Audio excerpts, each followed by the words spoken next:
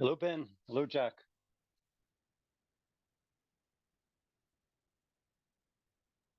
Professor Allen.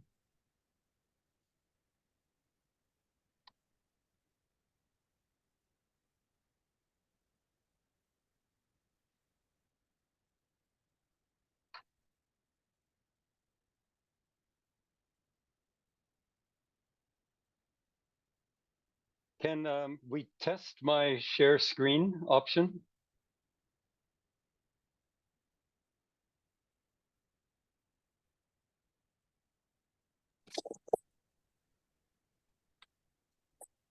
Jack, are you managing the technical side? Yeah, Could I just try sharing my screen just to see if it works? yes. I'll give you the co-host. No, okay. I think he can. Okay. Yeah. Can probably You're do a it without co-host. being co-host.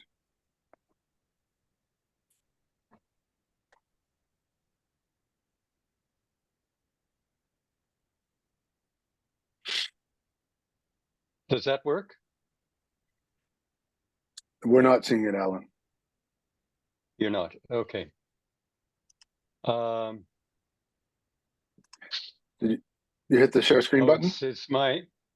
yes, I did. It says my share screen is still loading. Oh, okay. So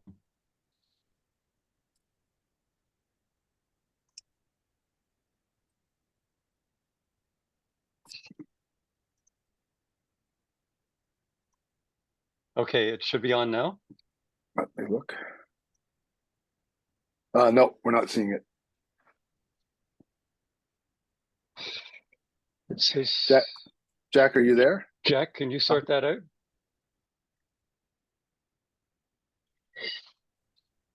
Oh, now we're seeing it, Alan. Okay, yeah. Okay, great. So I guess there's just a lag, a pretty long lag.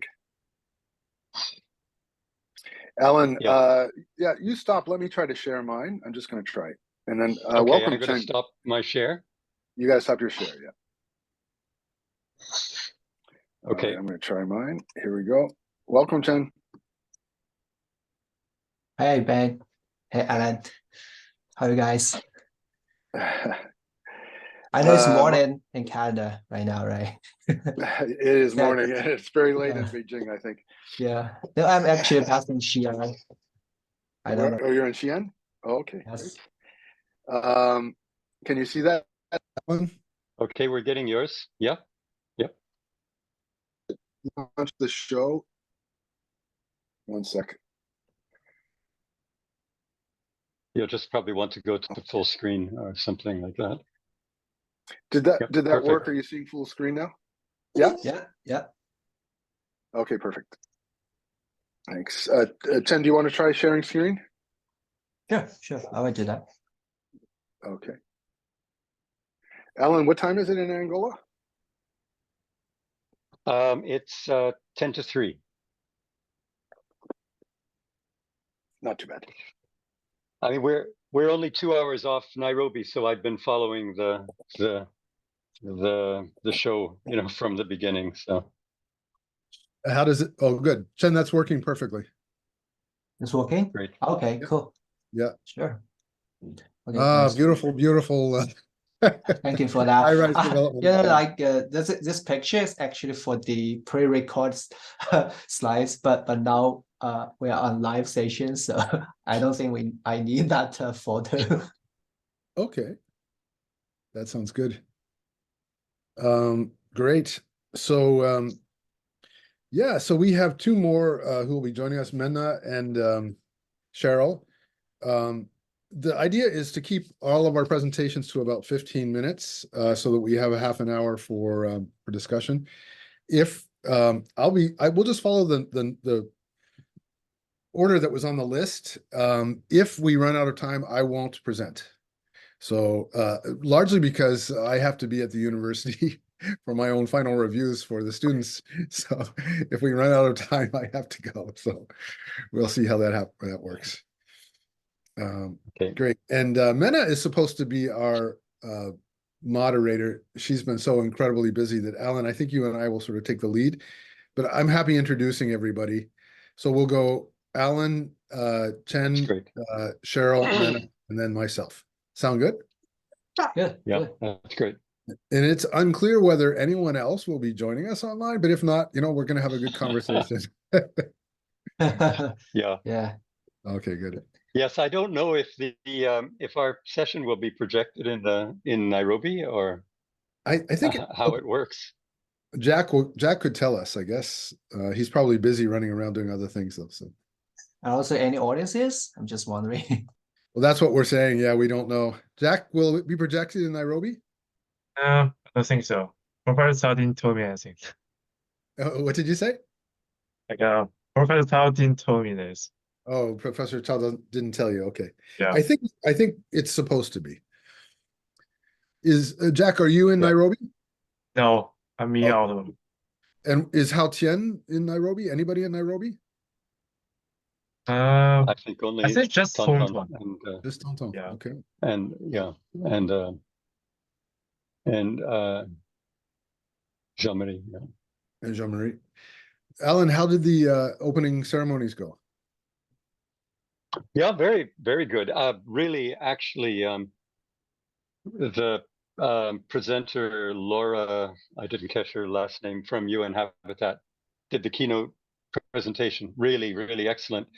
Oh, I good. mean, it was very much on the theme of the of financing cities, and it was really, really excellent. So, I mean, our theme is not spot on the theme of the overall theme of the conference. So maybe, Ben, in the beginning, it's worthwhile mentioning the relevance of migration to African cities or of world cities, I guess, and Yeah. how it's with it's. I think the migration is actually on the rise all over the world, provoked by, well, economic issues, but also conflicts, etc. So, Mhm. I mean, I'm going to be talking about conflict, which is probably relevant when one looks at Ukraine and Palestine these days. And Yeah. anyway, so Well, Alan, I mean, I don't really go into it, but the program for slum rehabilitation in Delhi involves the private sector. So it really is the private sector that's funding, financing the redevelopment of cities. So we will touch on that a little bit. And also in my case, it's about like state-led resettlement in China. So it's definitely financing. This is not like a private sector, because private sector, I think, in some part is collaborating with the government, but it's still a state-led project. Governments don't have money. Private sector. Yes, true. Yeah. Yeah. So yeah, I think we can maybe in our comments, our discussion afterwards, we can talk a little bit about it, Alan. I think that makes sense. sure. I also have a probing question at the end about what role NGOs should play in the redevelopment of cities. So Alan, you might have some ideas about. Yeah, kind of the token NGO in this in this network. Yeah.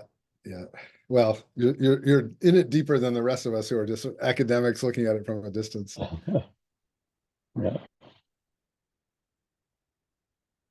Well, we've got 6 minutes. I'm hoping Mena will show up, as well as Cheryl. We'll see. You know what? If somebody doesn't show up, we'll have more time. So that's great. Yeah. Great. Agreed. Okay. I'm gonna grab some.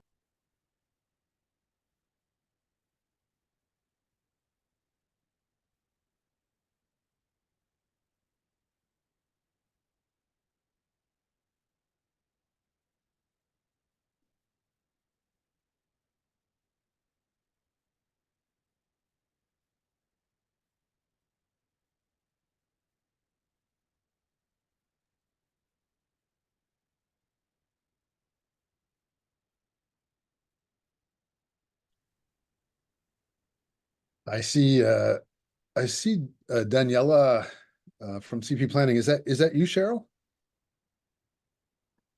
Good morning. No, I am a colleague of Cheryl's. I'm joining in alongside her today. Okay. So she should be here shortly. Okay, great. Thank you. Thanks.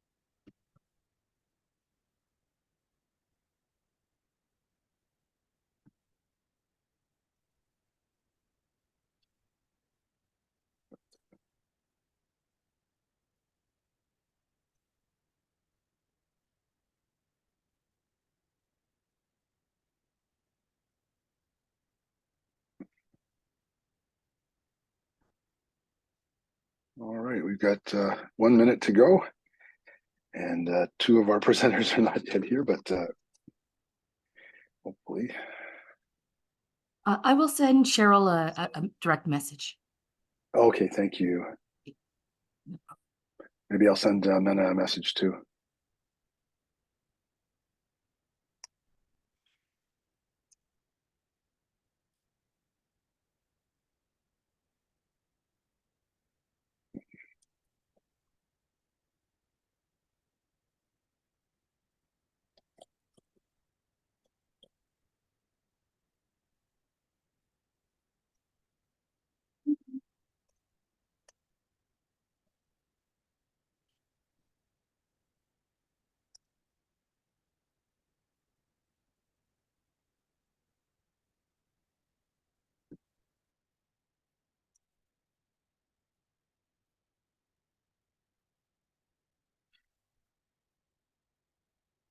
All right, it's 9 o'clock.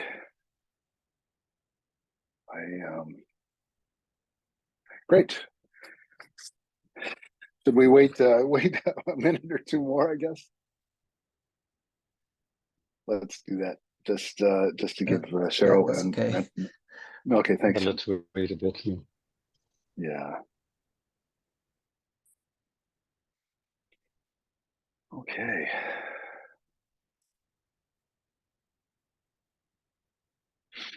Let's close the door here.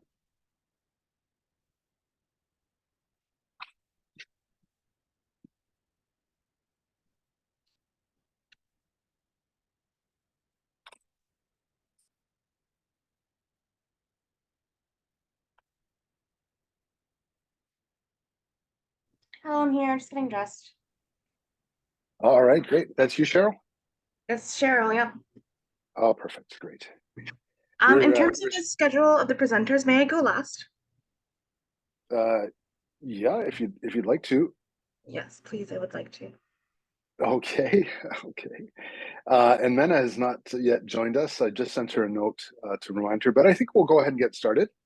Okay.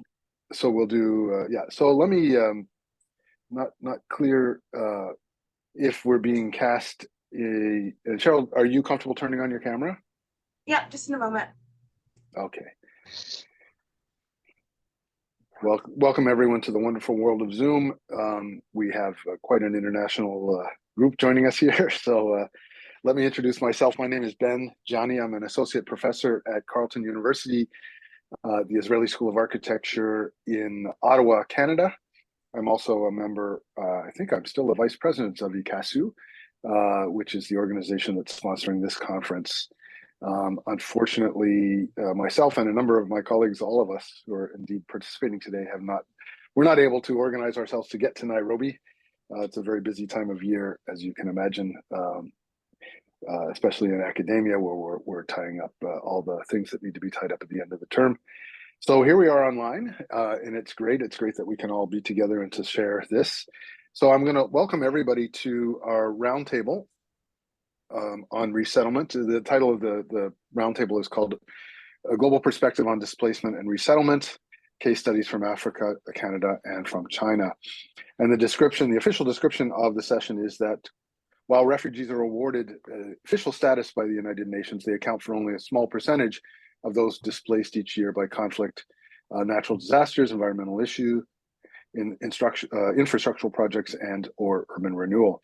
And this session explores the phenomenon of displacement and resettlement through a variety of lenses, including the perspective of women and demobilized combatants, using case studies from Africa, China, and India.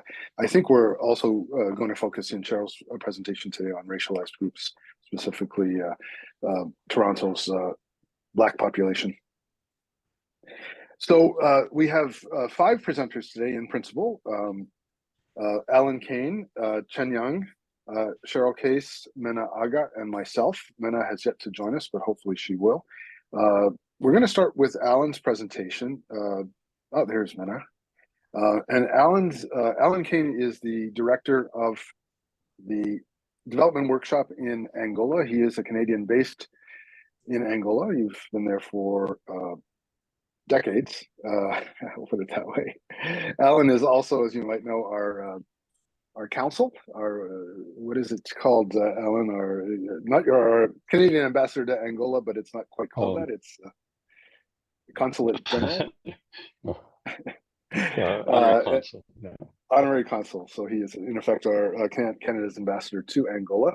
He's also a recipient of the Award of Canada for his work in development over the years. I'm also proud to say that Alan is an adjunct research professor at Carleton University. So when we get to see him, which is once or twice a year, we see him in Ottawa. So we'll start with Alan's presentation, which is called What to Do When the Fighting Stops, Lessons from Post-Conflict Angola. And Alan, if you want to give us a little background or say any introductory remarks before you get into that, feel free to do so. And welcome, Mena.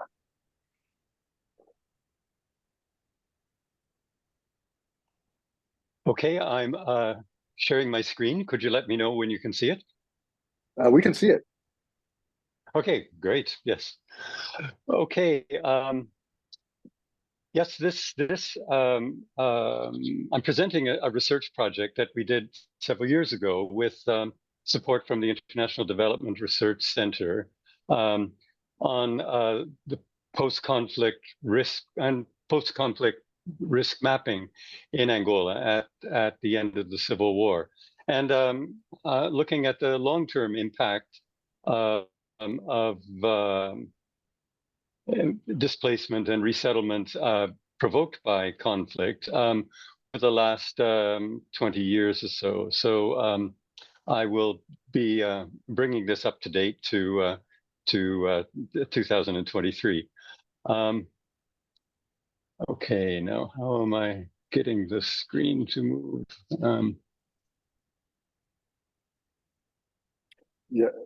Click on your PowerPoint. Okay, here we go. Yeah. Yes, okay. All right, okay.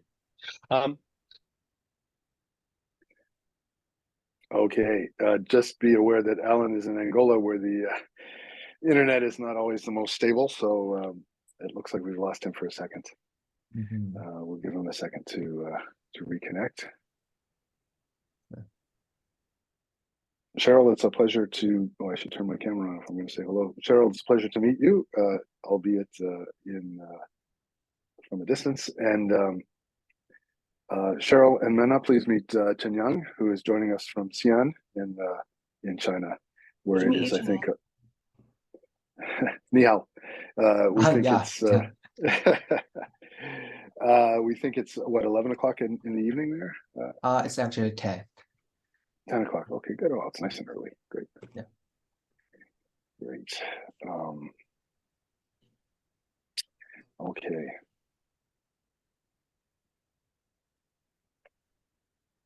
Now, Alan did send a pre-recorded version. Jack, are you there? And do you have access to Alan's pre-recorded version?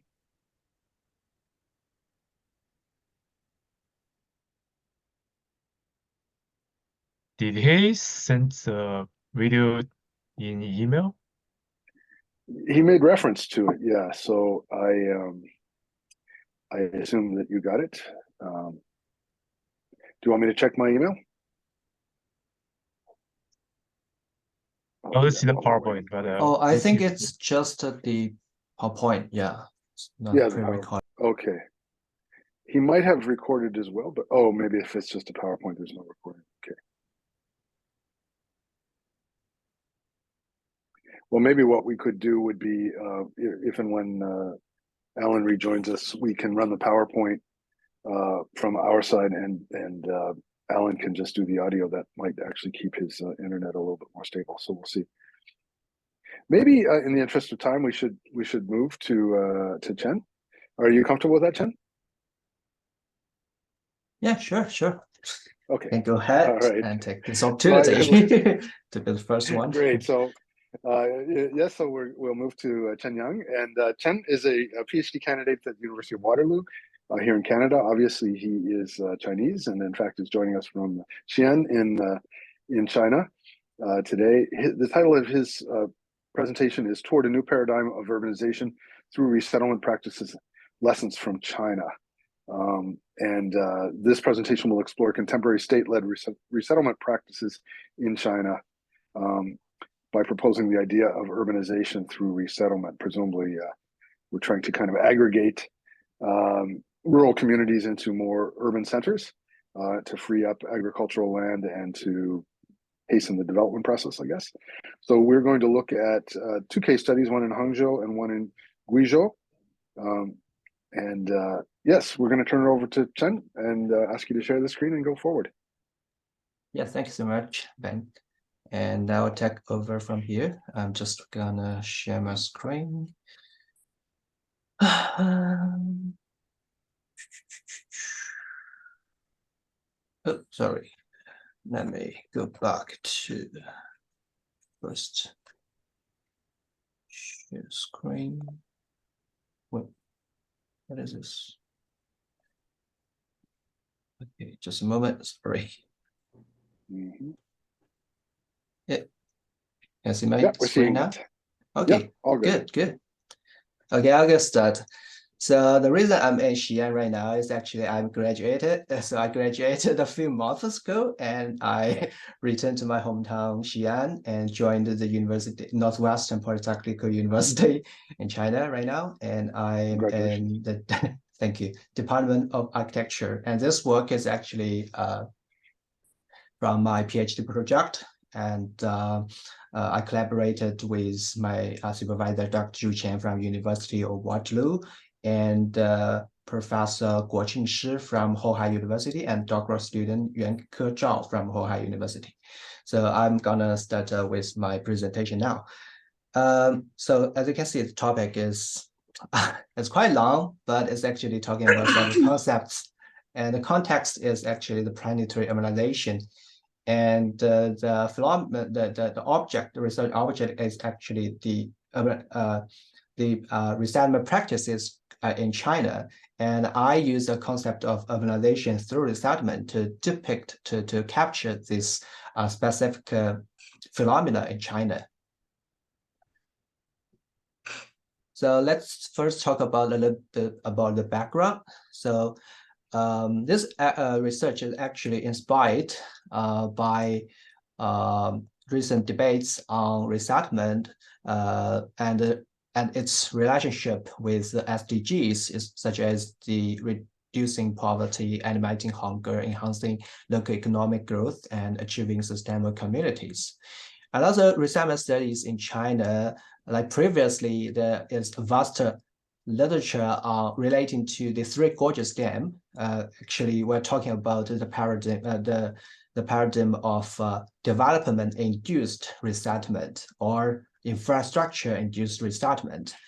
Right now in China, we are seeing, especially during the 13th five-year plan from 2016 to 2020, we're seeing a state-led movement project which resettled around 9.6 million people, and among which 52% were resettled in urban areas by constructing around 35,000 concentrated resettlement communities and 2.66 million housing units. The central government announced a complete victory in fighting against poverty. So this is actually the resettlement is actually serving various goals, but one of them is reducing poverty.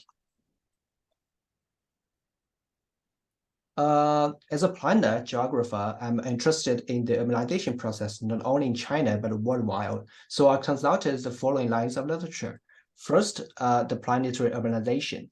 So actually, in recent years, the epistemological framework of planetary urbanization has led to our new understandings of urban-rural relations, where the long-lasting dichotomous interpretation has been superseded by urbanization-based thinking. And here, viewing from this perspective, resettlement practices, as I argue, could be framed under the umbrella term of urban, as it reworks geographies of affected people and geographical units. And rural to urban resettlement, this specific resettlement in China, as well detailed in this research, aligns even more closely with the planetary framework. Another line of literature is about actually Gideon et al. 2022's path-breaking concept of geographies of ruralization, published in the Progress in Human Geography. This concept is actually a critical departure point for unpacking the complexity of urbanization, as well as resettlement practices from urban-rural relationality in Asian countries, since, quote, people in the global south whose perspective on urbanization are entangled with ongoing rural dynamics. So in analogous to the three moments of urbanization, there are actually three geographies at work in ruralization process, including in-situ ruralization, extended ruralization, and rural return. So those concepts might, if you can go back to the original article, there's a very much deep theoretical debates on those concepts.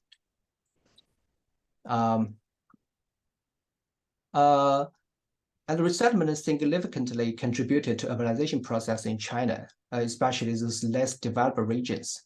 So we have this three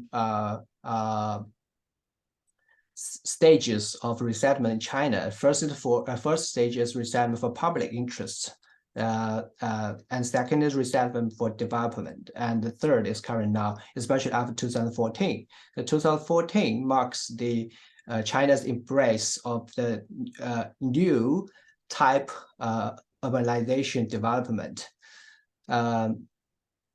So the urbanization rate in some provinces, especially in the less developed regions in China, like in Guizhou, Shanxi, Guangxi, was raised by 5%, 4.2%, 3% respectively as a result of resettlement. So here we propose this conceptual framework. We define resettlement, and we also follow Rogers and Williamson's definition that resettlement is a governmental program with inherent special effects in that it derives the rearrangement of capital, labor, and land. And resettlement, especially in China, is further complicated by the inherent complexity of the rising encompassing idea of resettlement size. Our framework is has three parts. First, resettlement should be conceived as a standalone, autonomous, and active object that itself can be independent of change. Second, our conceptualization invokes Wu 2018's notion of state entrepreneurialism to delineate the state's role. And third, following Levon's idea of space as a social product, Brenner's definition state speciality as a socially produced, conflictual, and dynamic evolving matrix of social spatial interaction, the specialty of resettlement is thus conceived as a socio-spatial interaction between urban and rural. So here we propose, inspired by the previous debates and conceptual efforts, we propose this conceptual framework of term urbanization through resettlement.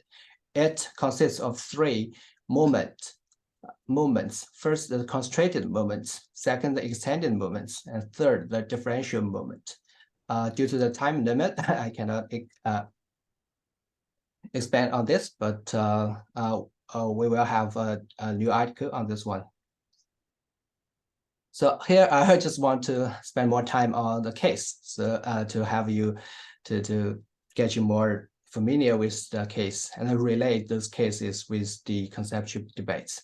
So the case selection intends to present a very contrasting image of rural to urban resettlement in China by using two cases, one in the most developed regions in the northeastern coast area, the Xia subdistrict as in the map, and the other one is one of the most underdeveloped areas in the central hinterland. Is the Jingshu community in the middle south of China. So in 2021, the urbanization rate of Hangzhou, like the right side, the right one, reached 83.6%, whereas that of Jingshu community, the Qianxi, actually the case located, the barely hit 50%. So resettlement thus manifests in very different forms to serve the ultimate goal of urbanization in the two cases. So this is a Hangzhou case. So the resettlement is actually implemented or carried out through administrative reclassification. It's actually, this figure actually shows the physical form of such a resettlement communities in Hangzhou. It is almost the same to the local urban real estate development as it is built by local developers since the local government collaborate with them. And for those resettlement communities, the main purpose of the government is to grab this land for urban expansion. So they use administrative reclassification to reassign those rural residents, to reassign those villages as urban citizens. So here there's an important concept in China, it's called hukou. You may know this. So actually they assign them urban hukou, and then using relocate them in those concentrated resettlement communities like the high-rise buildings. So here I want to break down my analysis through the 3 moments. With regard to Hangzhou case, the manifestation of concentrated resettlement include the creation of concentrated resettlement communities and the villages withdrawn from their rural lands, and the improved connectivity to services, especially in urban areas. And the extended moment include villages transition to urbanities and also property rights rearrangements. So here in China, the property rights in urban areas and in rural areas are quite different. And also the persistent rurality in resettlement communities. I will show some picture about this. And the differential moment is actually the moment where the urban and rural clashes. So resettled villages, 2 forms of struggle. The contradiction between villages' everyday life and state model of production, which is more abstract space, detach them from land, from their social networks, and the political struggle through informality. So we could witness informality inside those resettlement communities. And here the picture shows the use of space in resettlement communities. So you can see on the left, the city residents sell vegetables by setting up street stores on the pavement near the entrance. So for them, they cannot actually adapt to the urban life, and they try to use the strategies to make a living. And in the middle, the apartment building is developed on the collective retained land and houses diverse commercial functions such as hotels, convenience stores, and restaurants. So here I want to mention this collective retained land. It's actually an institution that used for the local village. So before resettlement, they are village, but afterwards they become urban community. And this retained land could be used for development in order to subsidize those villages' everyday living. And on the right, you can see villagers appropriate the galleries for drying corn, staking bicycles. So this like their everyday spatial practices in concrete forms. And in a very different setting, the Guizhou case is achieved through the national-wide campaign, a poverty alleviation resettlement program. So here, in addition to the elements of Hangzhou case, there are additional ones that I've bolded them here. So first, for the constraint movement, it's not only about the spatial constraint, it's not only about the improved collectivity, but also about the constraint of rural labor. For those previously, they work primarily as migrant workers in distant cities, but now they are concentrated in those areas, specifically in urban areas, and then could find jobs nearby. So the concentration of rural labor.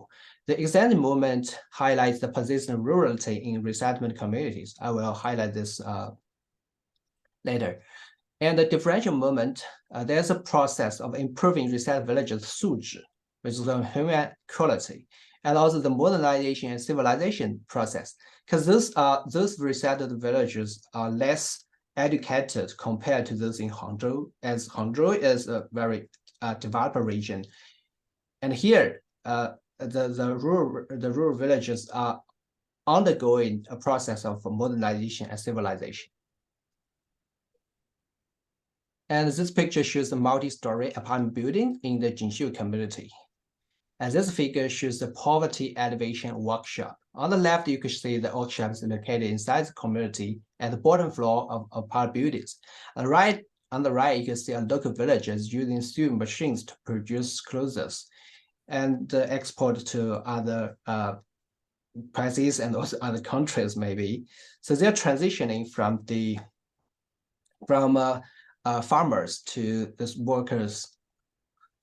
And here also another important thing is that as the resettled villages are ethnically diverse group, the culture traditions and the rural customs enable a culture bond among them. So community level cultural events were held at the central plaza during the traditional holidays to enhance the social connections among the community. The discussion. Based on the two cases, we argue that first, resettlement has not only gained legitimacy as a development project per se, but has become a potent government tool for urbanization. And second, the three movements of resettlement illustrate a dominant urbanization process counteracted by episodes of ruralization. And third, urbanization and resettlement in China are inscribed with so-called Chinese characteristics. So my conclusion kind of touch upon 3 points. First, the China Central. Actually, I want to highlight that admittedly, planetary urbanization has become a global condition. With the foreseeable urbanized future, developing countries may be in great need for development tools to accomplish their urbanization process. And urbanization through resettlement may provide a helping hand. But also we are concerned about the generalization of our conceptual framework and also the Chinese case due to the distinctive economic or political economy. I just find that I go over the time, so feel free to get in touch if you need the full paper, and it will be published soon. And also, yeah, you can contact me for further details if you're interested. Thank you. I timed you, Chen, and it was perfect. Exactly 15 minutes. Thank you so much. And you touched on so many issues, which I'd love to talk more about, and hopefully we will in the discussion. I think, great to hear your comments. Those of us who are familiar with China, it's fascinating what you're talking about, and the scale at which things happen in China is just so incredibly different than the way they happen. The scale, both time scale and human scale, is just completely out of whack. You've been in Canada for a while, and you know it takes us 5 years to build one metro stop, so it's extremely different. Great. So Alan, thank you very much. I've got tons of questions for you, but we'll come back to those. Alan, you're back with us, thank goodness. If you said you sent a file through recently. I didn't receive anything. We do have your PowerPoint. I think Jack has it, and maybe even Chen has it. I probably have it somewhere. The thought was that whoever has it can screen share from this end, and you could just tell us to go to the next slide, and then you can just add your audio without screen sharing if that works for you. And you're muted. Sure, that's fine. I ran through the presentation. I thought you were listening, but I guess no. not. We completely lost you, and so Chen gave his presentation instead. Okay. So do you want how would you like to proceed? Let somebody else go. I'm going to try to work out what happened here. Okay, but again, the fallback would be that I think we have your PowerPoint, so you can watch us screen share it, and then you can just do the audio and tell us to go to the next slide. Sure. Does somebody if somebody wants to present that, fine. Would you like to do that now, or would you prefer to wait? Let somebody else go ahead right now, and I'll wait to do the next time. Sounds good. Menna, are you ready to present? Great. If so, it's my pleasure to introduce my colleague Menna Aga, who is an assistant professor here in Ottawa, Canada, at Carleton University's Azrieli School of Architecture.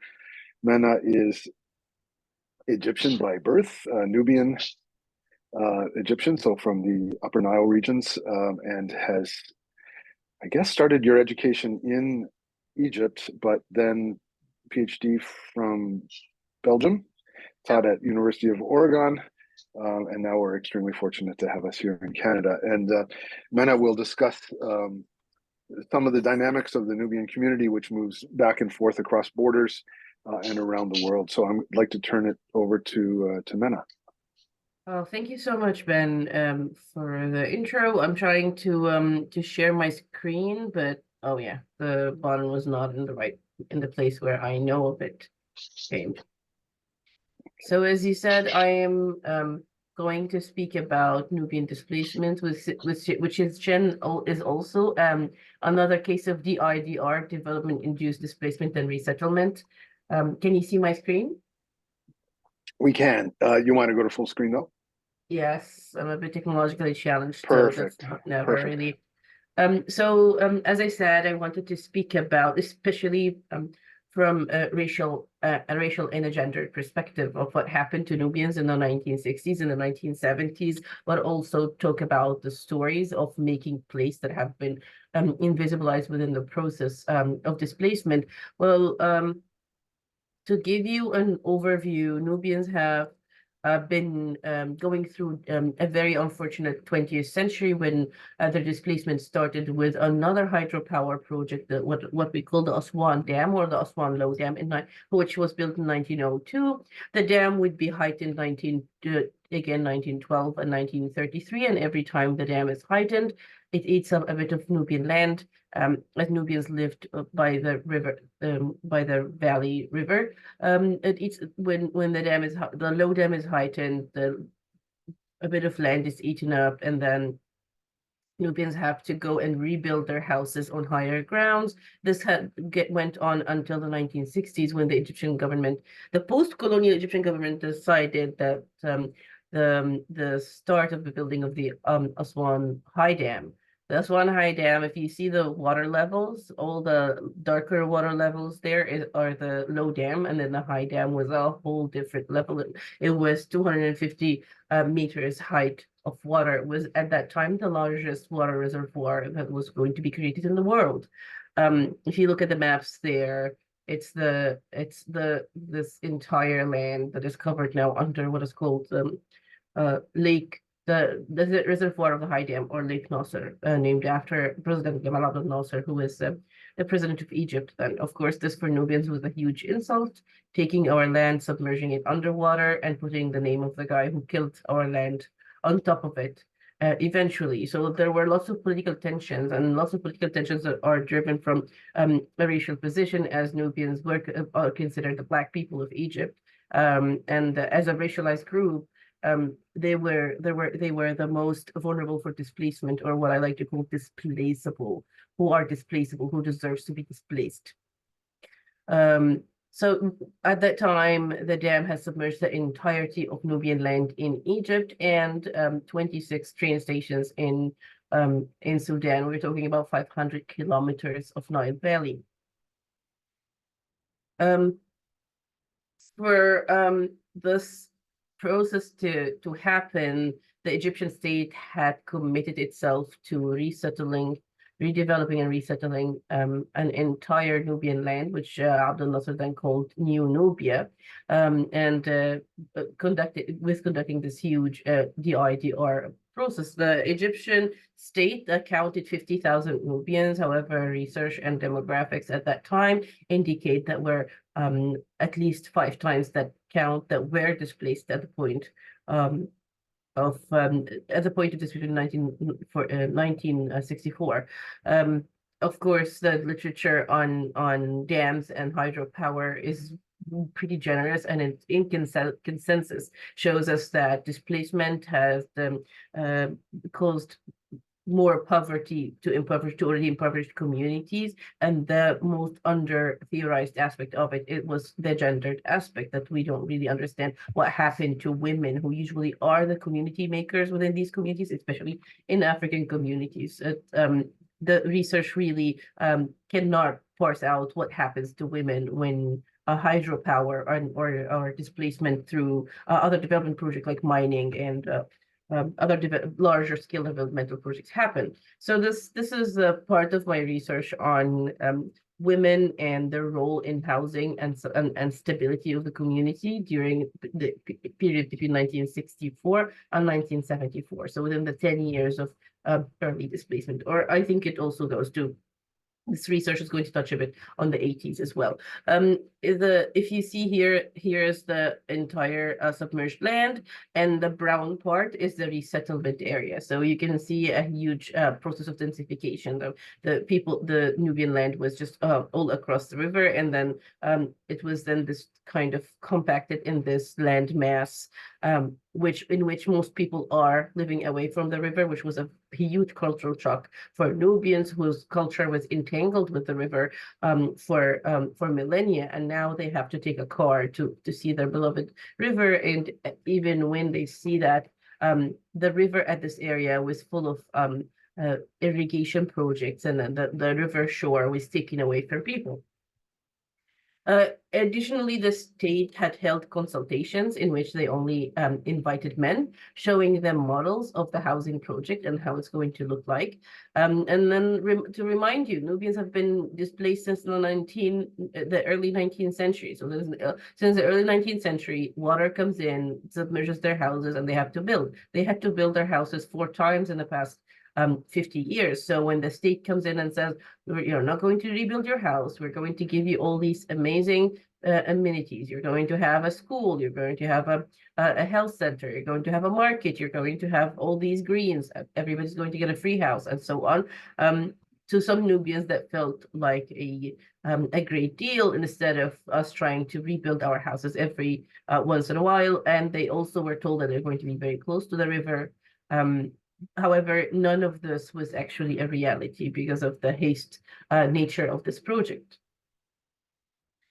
They eventually ended up in this landmass, which what Abdul Nasser called New Nubia. Nubians refused to say that. So when we try to tell each other that we're going to travel that way, we say we're going to Tahkir, so which means place of displacement. To this day, colloquially, we call this a site where our grandmother's house is, the place of displacement. And this red dot down there is Gustul, which is the village in which I grew up, and this is basically the site of my research. In this village, the displacement happened in October. It took 4 days to take everybody from where they had lived close to the Egyptian-Sudanese border, what is now the Egyptian-Sudanese border. The border never existed. Nubian land had always been across Egypt and Sudan, and move them to this village. Within these 4 days, there was a huge loss in wealth. Animals were lost in the process, quarantined, then got sick from the sick animals. Many animals died, many animals were lost, and that's a huge loss of wealth. But above all that, the village did not look like this when people arrived to it because of the haste nature of the project.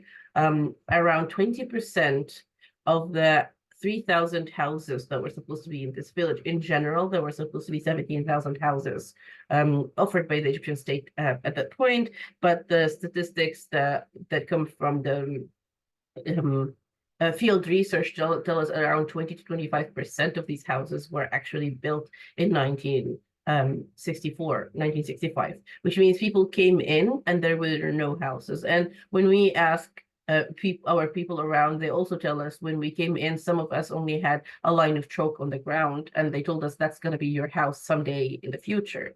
Abdel Nasser just wanted to move this project as fast as possible, but also he wanted this land, or he wanted this area to be this major rural development in which it acts as Egypt's breadbasket. This was supposed to be the agricultural revolution in modern Egypt. With that, he had to spend a lot of the funding on the desalination of the soil, and then the housing project itself had the short end of the stick in this process. So Gustul ended up, well, just to show you, Gustul was, this is the pattern before displacement by the river, and every constellation of houses would probably be a related family. And it was prime real estate by the river. Everybody would open their door and see the Nile. And then Gustul after displacement would pretty much look like this. And the development of it started in the 1960s, and then they had to wait for the state to build around them. Until all the way until the 1980s, 1990s. So Gustul is always being built against what to kind of substitute what the state has missed. And to this day, there are still court cases for missing compensations and missing houses because the funding, of course, ran out. There was lots of corruption, many other issues to be mentioned. But what I want to focus on is how the building process happened and how did people substitute for the shortcomings of the state. Because when there are major projects like this, there has always been shortcomings shortcomings from the state, and there has always been lost wealth and lots of capital invested from the communities to settle themselves, because a house is important. And also, all this indicates how community is made in these villages. To also mention something, when people were displaced, they were not displaced next to their neighbors. Sometimes people were displaced into other villages. So there were lots of community severances that happened and had to be rebuilt. On top of that, even those who got a house when they came into the village, got a house that looked like this, with the weird entrance. There were no doors, there were no roofs, there were no windows. We're speaking about a newly developed land in the Egyptian desert. So snakes and scorpions used to live there, and we basically invaded their environment with this huge housing project. And then Nubians had to deal with these houses. So in the first 5 years, there was a very rapid building activity to retrofit or to make these units or dwelling units that the state had offered Nubians livable. So all that is money Nubians are putting into these dwelling units. And but the fortunate ones, like my great-grandmother, and this especially happened during the 70s, when they discovered that the state is not going to move as fast as possible to give everybody a house. They started to do a process of land grab. So they just go somewhere and say, well, we'll take this land, and they start building. And you see the stark difference between the Nubian house and the house that the state offered. The Nubian house is between 500 to 2,000 square meters. The state offered 100 to 200 meters. So there are very different pieces of architecture out there, even though the state, the designers that were hired by the state kind of sold the new dwelling unit as a reimagination of the Nubian house, but with a socialist tinge. But to build these houses, there was a lot of wealth lost and a lot of investment by the community. So the Nubian house would cost 300. People would spend on these small houses that the state had sent as around 300 Egyptian pounds. This would be some more than $600 in the 1960s to bring home into livability. So and that in a time when the Egyptian median income was 52 Egyptian pounds. So they were spending around 6 times a median of an median income of an Egyptian. And most of these medians are calculated for urban areas. This was a rural community that had a much higher rates of poverty. Still, they spent 6 times the median income of a family in Egypt to get these houses to the level of livability. And then we learn through research that a lot of this had been offered by, or had been a result of a sacrifice of Nubian women who had to sell their golds. Nubian gold is a cultural artifact and the pride and the wealth of Nubian women. They had to sell that gold in Komombo, which is the urban center near the new place of displacement. And with that money, with that gold money, the new displacement or new housing project kind of came to happen as it is. However, these contributions of women are often overlooked when we speak about the process of DIDR, or the development-induced displacement and resettlement. And we also forget that the community had to put in almost as much as what the state had to put in for this project to happen. So this brings up the point of calculating the actual cost of these kinds of projects. The other, in addition to women being with evidence being part of the building process itself, with anecdotal evidence and photographic evidence from the 1960s, the 1970s, we still don't find women and their voices or their contribution mentioned in literature around this housing project. But above all, I think the biggest contribution that was overlooked is the microbanking, microfinancing, and pool systems that women have created in their villages to finance housing. With all these high costs of housing compared to what Nubians had at that time, there was at least one what we will call shadow banker in every village. It usually was an elder woman that had garnered huge trust from her community, and she would run pools of money, monthly pools, and she would run microfinancing kind of initiatives with values like trust and shaming and understanding circumstances. The community was able to fund this process of building and making these towns and making these small villages livable. So I will conclude here and say that at the point that all these happenings that are prevalent and appearing in the case of Nubians are not really uncommon. These processes of microfinancing that are led by women are all across the continent, and they're often also overlooked in the distribution of wealth after. So after that, the state ends up still giving deeds to houses and land to men instead of giving them to women, even though women had this very measurable and countable financial contribution into the process of displacement. And I will conclude here. Thank you very much.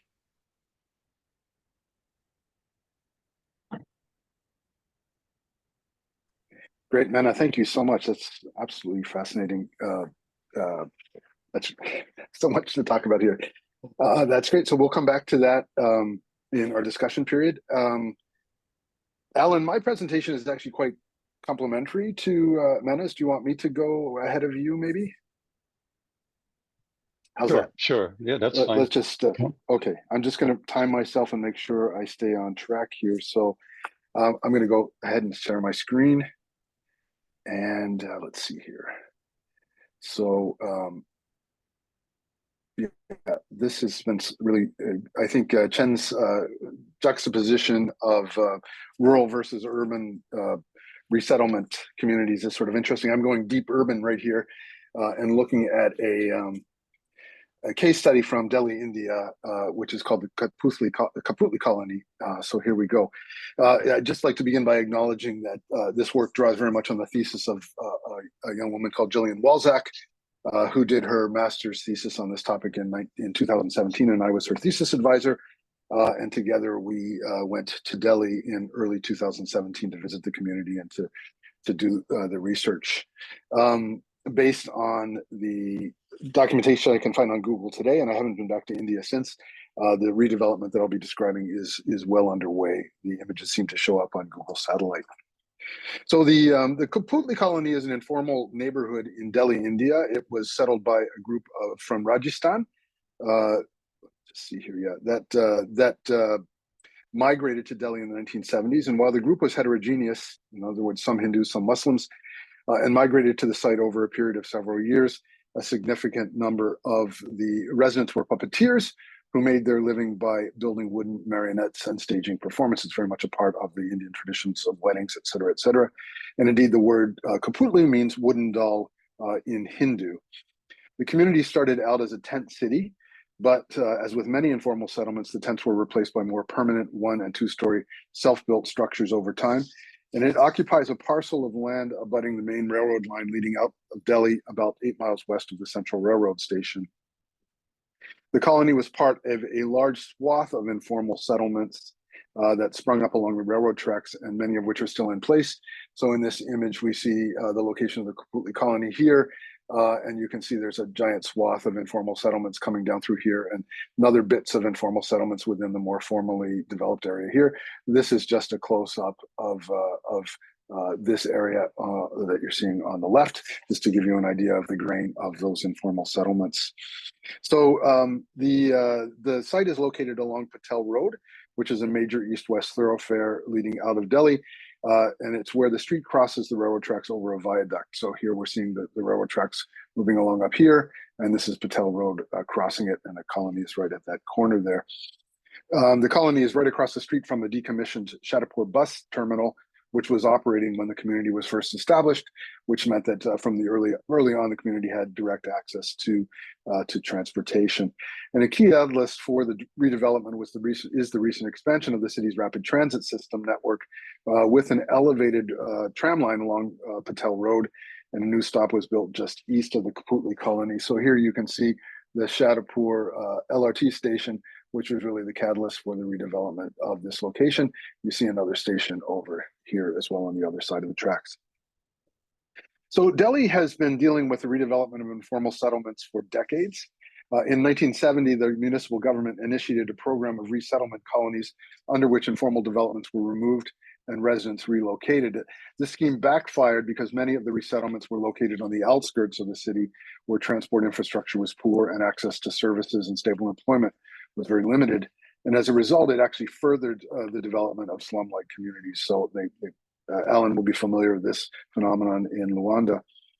In 1990, the Kaputli community, indeed, as part of this program, was assigned a relocation plan that would displace the residents to the southwestern part of the city, far from available resources and the individuals who would regularly hire them, the artists, for performances. And after much resistance from the colony, the plan was canceled. And Delhi has since adopted several housing initiatives. The 2021 Delhi Master Plan, drafted by the Delhi Development Authority, envisions Delhi as a global metropolis and a world-class city. And among other improvements, the plan attempts to address the challenge of population growth due to rural to urban migration, resulting in slums for which there's inadequate infrastructure and a dearth of services. So incorporated into, sorry, this is an image of the Kaputli community. Here you see it as it was when we visited it, in 2017. I just point out here that the red are little commercial areas, mostly located around this main path, the image of which you see on the left there. And then you also see a series of wells and a number of mosques. So this area of the community was primarily Muslim, whereas this area was primarily Hindu. Yeah, so the program, the Delhi's master plan, incorporated into this master plan was the Slum-Free City Plan of Action, which was initiated in 2010. And this program, which was introduced by the Federal Ministry of Housing and Urban Poverty Alleviation, emphasizes private sector participation, cost recovery, and the use of market mechanisms. And it includes a program called Rajiv Aswas Yojana, I apologize for the poor pronunciation, or RAY, R-A-Y, the objectives of which are to bring the existing slums into the system and to provide them with the same level of basic services as the rest of the city, to redress failures of the formal system that lie behind the creation of slums, and indeed to tackle the shortages of urban land and the housing that keep the shelter out of the reach of the urban poor. Now, an important aspect of RAY is the security of tenure through entitlement, in which monies are made available from the central bank to give slum dwellers access to affordable units to which they have title. In other words, they move from squatters to owners. Providing people with a mechanism through which to own their own homes is intended to promote inclusive cities. RAY includes the provision that, quote, slum dwellers are given property rights for the location in which they reside instead of being shifted to other distant regions, unquote. And as such, the program includes in situ rehabilitation, where residents of informal developments are provided with properly built houses and proper sanitation and water on the land that they occupy. Provisions are also made for schools, health facilities, and marketplaces around the housing complex. And the program explicitly prohibits the relocation of slum dwellers to other places, which poses challenges where the density of existing settlements is high. In 2007, the Delhi Development Authority, or the DDA, adopted the federal Slum-Free City Plan of Action, agreeing to in situ slum rehabilitation as the most effective way to eradicate slum living. In situ slum rehabilitation includes provisions for the temporary relocation of residents while the site's being redeveloped. The guidelines estimate that the construction of replacement housing could take up to 2 years to complete, during which time residents would be accommodated in what's called a transit camp. The Kaputli colony redevelopment provides an excellent case through which, I meant to go back here. The excellent case study through which to understand both the advantages and challenges associated with Delhi's slum-free city guidelines. And among the many challenges was the heterogeneity of the settlement, which comprised numerous ethnic, religious, and location-based and kinship-based groups. So we'll now spend a bit of time talking through the issues involved, starting with the requirement that the private sector not only participate in the redevelopment, but largely take the lead. And this was possible in Delhi, largely due to the high value of land and demand for land in central Delhi. So among the questions and issues involved are the following. How much land is transferred to the developer, and how much will the community be allowed to continue to occupy? And obviously there are numerous financial and logistical incentives and considerations at play. And these include the value of the land and how much saleable and leasable space the proponent might need to build in order to offset the cost of constructing the replacement housing. And the success of the undertaking might also hinge on the package of incentives that the city offers to sweeten the deal. For example, the allowable heights and densities of the private sector redevelopment, or a portion of the development, I should say. Secondly, who qualifies for replacement housing? Alan will be familiar with this. How many people actually live in the community? What does it mean to be resident in that community? How many replacement units will the developer be required to build? Thirdly, determining the size of units to which different households qualify. So how, for instance, do you account for extended families and multi-generational households? Does every individual over 21, for instance, in the household qualify for a unit? What if we have 3 generations plus uncles and cousins living in the household? Do they all get separate units? Do they all get 1 unit? Really, really difficult to figure out. And it's a financial as well as a social issue. Most importantly, from an architectural perspective, is what form will that replacement housing take, and how might this affect the way the community functions and that individual residents make their living? This was particularly important to the Kaputli community, who really used the structure of the informal settlement to build the puppets, to practice for performances, et cetera, et cetera. And then related to this, how is public space distributed, and how is access to the space controlled? So the Kaputli colony occupied about a 6 hectare or 15 acre parcel, about 1/3 of which was given over to the private sector, and about 2/3 of which was given to the replacement housing. On the left here, you see what the colony looked like prior to the redevelopment, and on the right, you see the proposed redevelopment scheme. Rahija Development, the private sector proponent, ultimately agreed to construct 2,800 units of replacement housing. The 2,800 units on 4 hectares is a residential density of about 700 units per hectare, or 280 units per acre. That's incredibly high, especially by Canadian standards.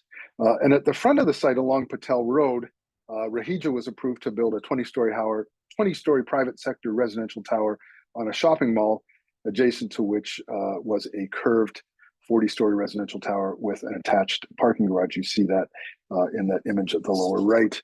The replacement housing on the back 2/3 of the site took the form of this comb-like shaped ensemble of 11-story double-loaded slabs elevated on pilotis. The replacement housing was organized around several courtyards with which several community buildings were associated. On the lower right, you see a sample unit plan, and I think the same plan was allocated to every household, notwithstanding or regardless of how the household was structured or how households were calculated. Now, with respect to the form of the replacement housing, residents were used to living in ground-oriented 1- and 2-story units with a lot of adjacent outdoor space. Much of the living, for example, went on roofs. Moreover, the puppeteers in the community, as I mentioned, used the network of outdoor spaces throughout the informal settlement to construct their puppets and to practice for performances. The structure of the community facilitated the kind of work that was being done within it. And it was not clear when we visited, probably nor is it clear now, if or how the proposed 11-story replacement housing would support this work and by extension affect the overall identity and livelihood of the community. The informal settlement had been loosely organized into what are called poles or precincts, which were tied to kinship, to ethnic and religious groups, and it was not clear if or how the replacement housing would support this and what effect it might have on the social stability of the community.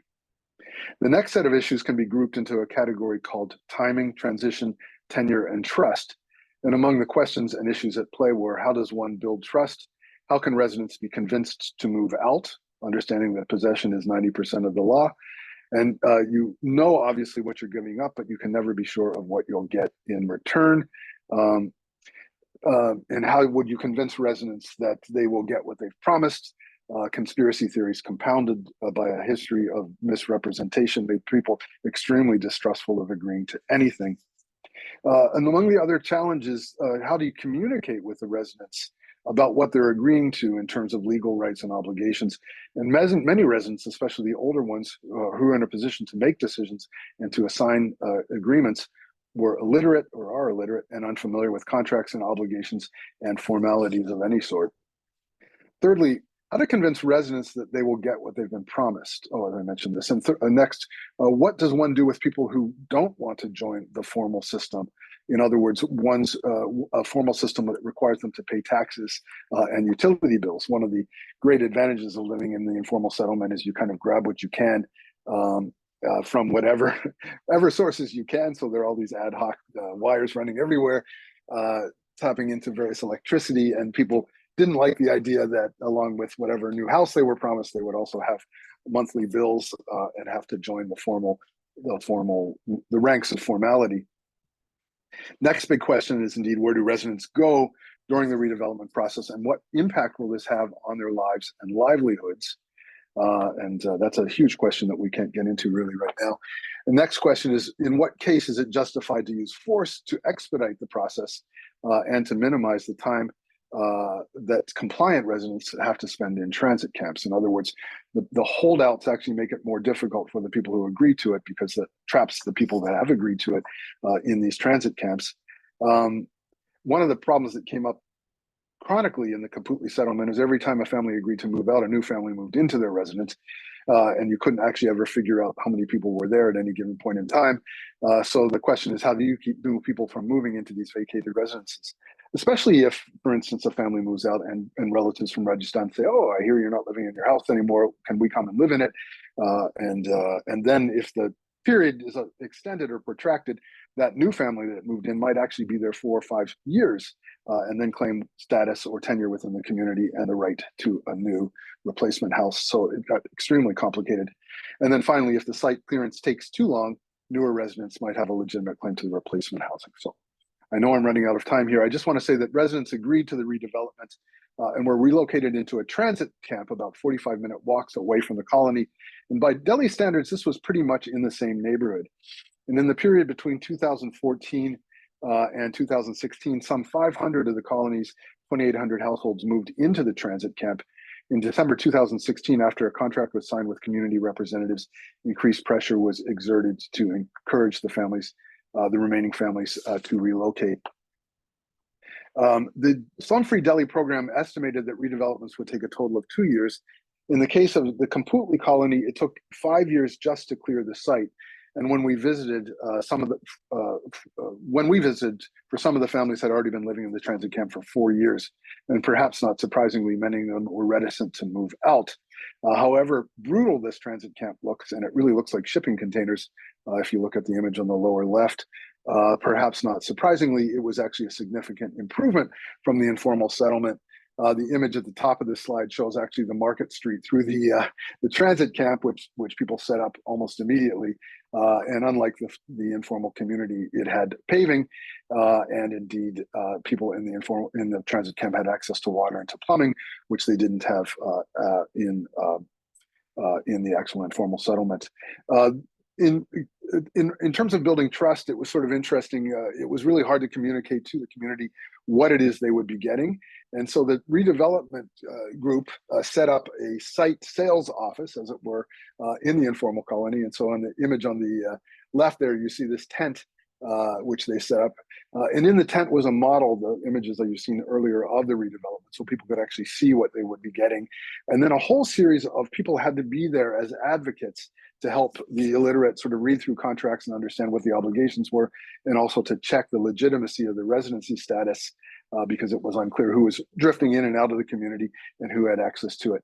With respect to the problem of people moving in to the dwellings once people agreed to move out, once you signed on the bottom line, you had to agree that your development would be demolished.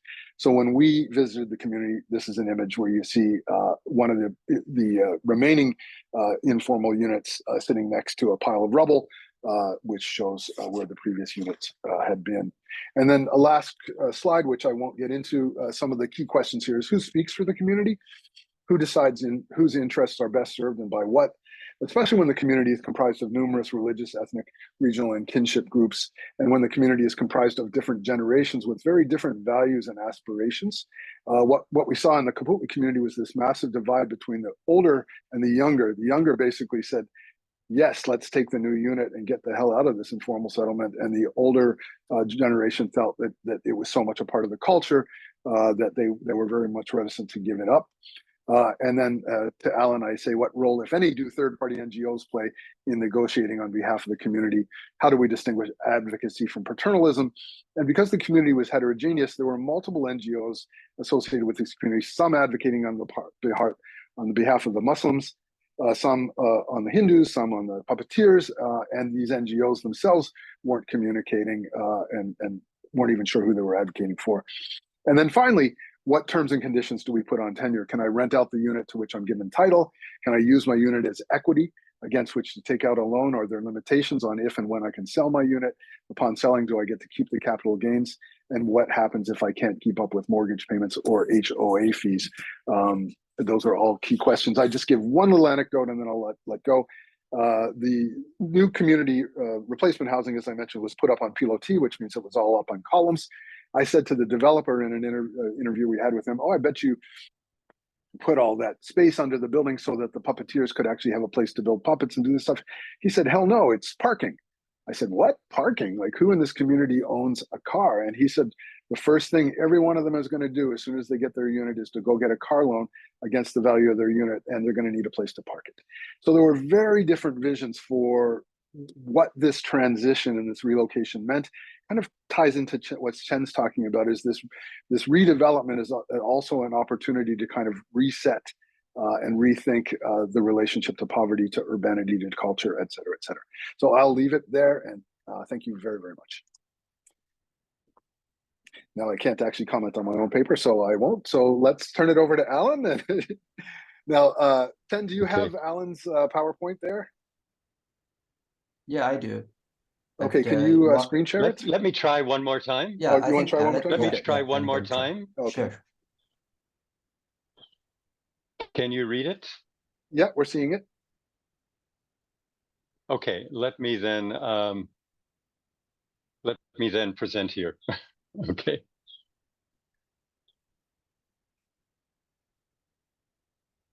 Okay, well, thanks, Ben. My presentation is really looking at displacement from a point of view of conflict. It's a presentation of research work that we did with support from the International Development Research Center on post-conflict risk mapping at the end of the Civil War in Angola. The land conflict really dated back to colonial times, and the roots of the Civil War and conflict in Angola really are largely related to land conflicts that continue to be an issue in the 40 years of liberation and civil war that only ended in 2002. Land expropriations and displacement of populations were used as a weapon of war, as they are today in, as we can see in Ukraine and Palestine. Land is a principal factor in conflict, whether it's seen as the driving factor. Land is a dimension in many other factors that contribute to conflict, to ethnic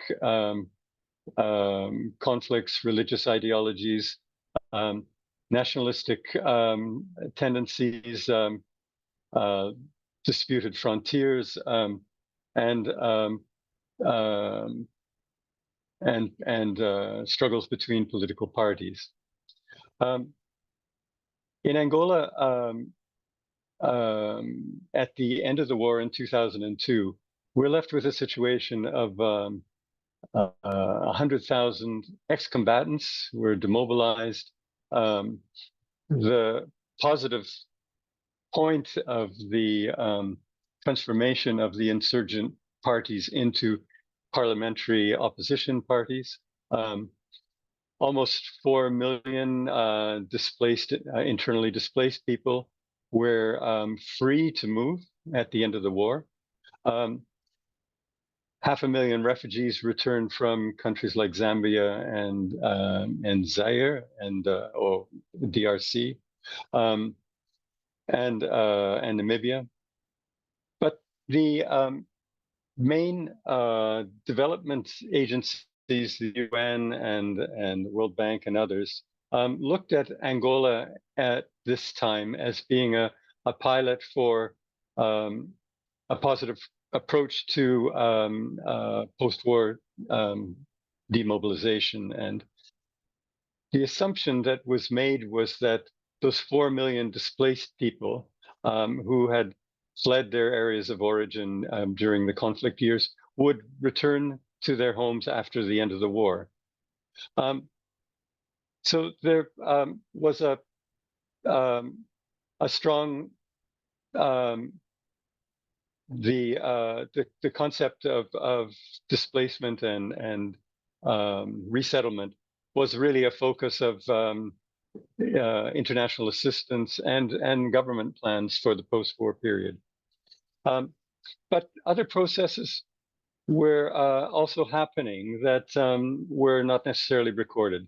The dramatic loss of assets to families in the war-affected part of the country, the enforced recruitment of young men, the abdication of children into by the warring parties, dispersed, broken families who were caught on the different sides of the political conflict, landmines, the destruction of infrastructure. So post-war migrant families, we found, did not always return to their homes or to their areas of origin. Often they continued to migrate to other parts of the country or even across borders. So migration was a much more complex issue than many assumed. The process of resettlement and displacement that did happen was largely unassisted by government or international agencies. Instead, displaced families really depended on kinship networks for reintegration into their areas where they had fled years before. Remember, this war went on for 40 years. Many of the families who stayed behind were impoverished, and many families who tried to return to their areas of origin had no families left to assist them. And there were really very few families that were really few programs that were well designed to provide displaced families with land, access to credit, or in the case of demobilized soldiers, of training for civilian jobs. The resettlement and reintegration was a real question, whether there was a capacity for reintegrating to support the community or displaced communities in reintegrating. And one of the conditions that very few of the areas were, because of landmines and destruction of infrastructure, water, sanitation, very few areas had the minimum conditions for humanitarian resettlement.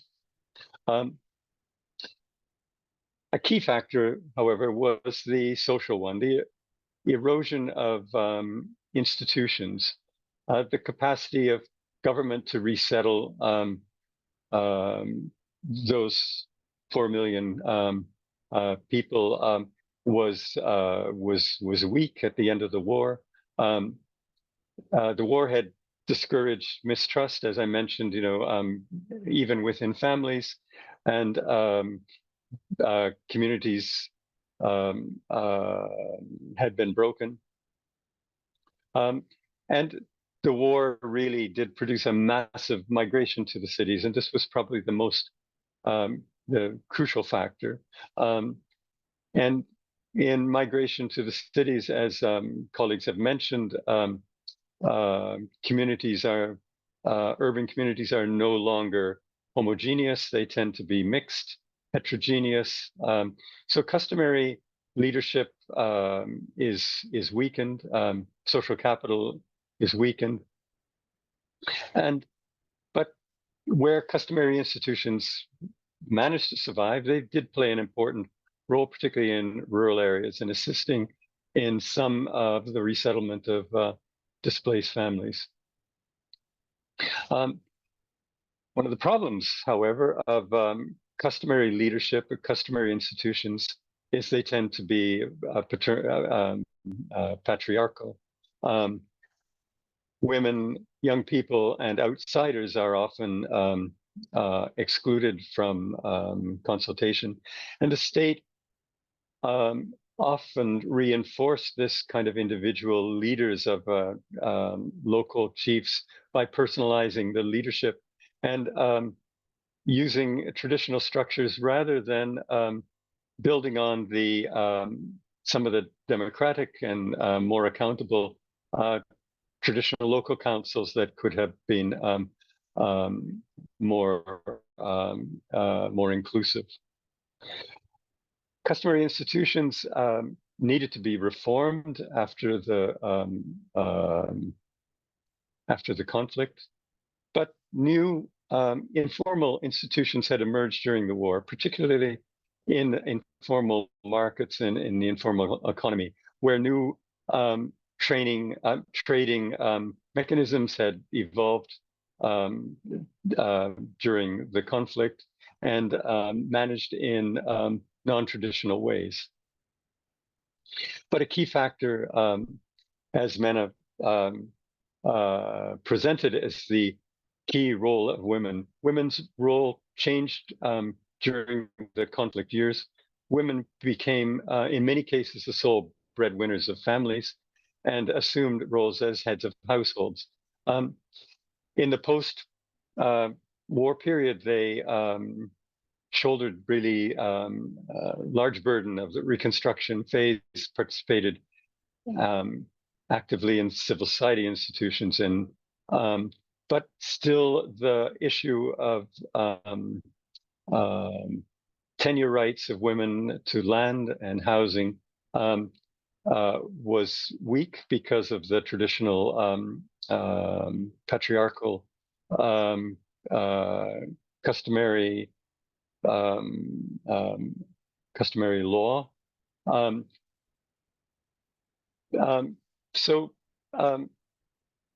But as I said, the major factor was the massive migration, the flight of rural communities from conflict areas to the coastal cities that were relatively safer. It resulted in Angola becoming Africa's fastest urbanizing country, with over 7% a year of urbanization. We now have almost 70%, a country of 70% urbanization.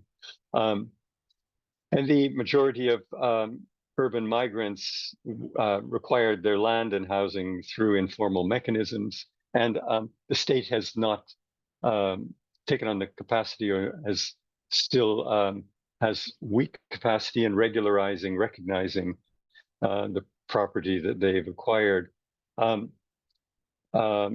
Most families accumulated savings assets is tied up in their land and housing that they built in the post-war period.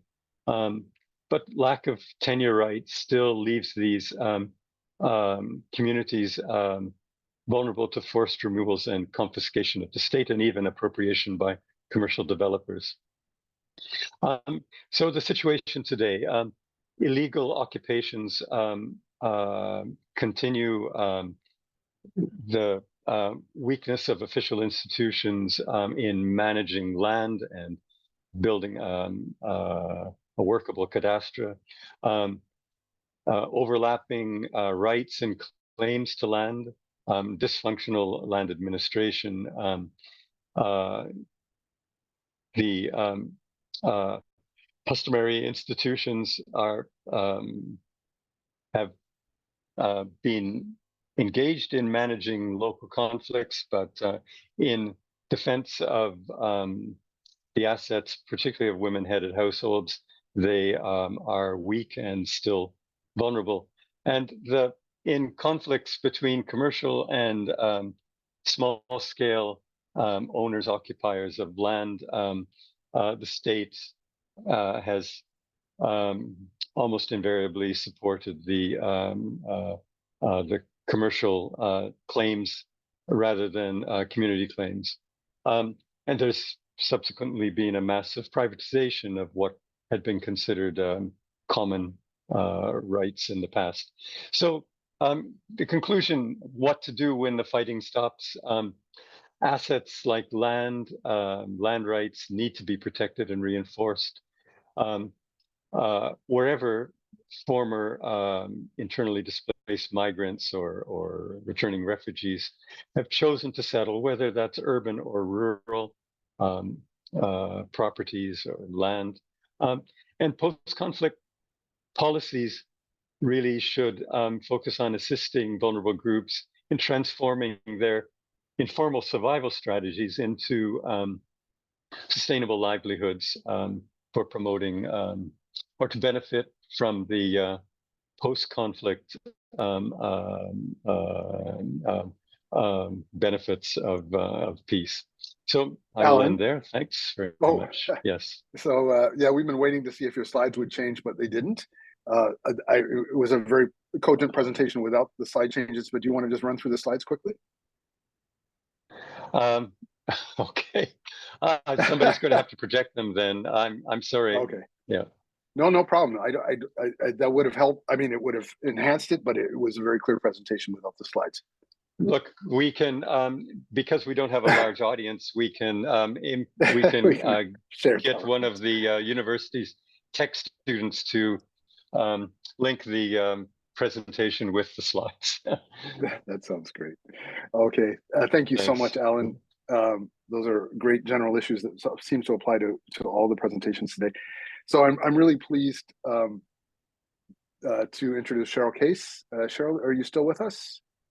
Oh, yes, I'm here. Perfect.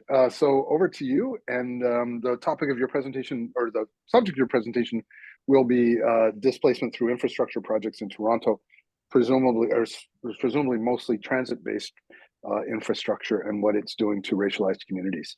So with that, I'd like to introduce Dr. Cheryl Case, who is the head of CP Planning, which, among other things, just got a massive grant from the Canadian government, the Canadian Mortgage and Housing Association, to look at the status and future of racialized communities across Canada, specifically related to housing. So welcome, Cheryl. Yeah, great. My honor to be here. I love to be given the title of doctor. I don't even have my master's. But I've taught master's courses, so. All right, we'll call you Master Cheryl Case. If the Azrieli School would like to give me an honorary doctorate, I'm welcome to that. And the Order of Canada. Yeah. All right. So I will be presenting on displacement of racialized people and renters as the business of planning. So I'll give you some examples of the Greater Toronto and Hamilton area, and I think I have maybe a slide on Ottawa as well. So just a bit about myself. So I'm the executive director of CP Planning. We were founded in 2017, and our vision is a world with more joy, where people are affirmed through a sense of belonging. Our mission is to align for solutions that uphold the economic, social, and cultural rights of marginalized people to have access to all the things that they should have rights to. The United Nations have provided a lot of guidance on human rights, and a lot of our time is being spent on housing, and through housing you can actually work to achieve many other rights, right? The economic production of housing is a great place to find work. Also, the cultural opportunities that come from having peace and security from housing. There is a lot that can be developed through securing housing for people. And so we use our urban planning tools to advance this work, and we apply our lens on the neighborhood, city, and national level, and collaborate with a wide diversity of stakeholders. So we are a team dedicated to establishing an inclusive planning economy. So when we look at all of these different systems of displacement, who are the actors that are working to displace these communities, the planning practice is one that establishes the framework for how we just develop the economic use of land and implement that land. What are the permissions for its development? And so nowhere in Canada will you see a team as diverse in this.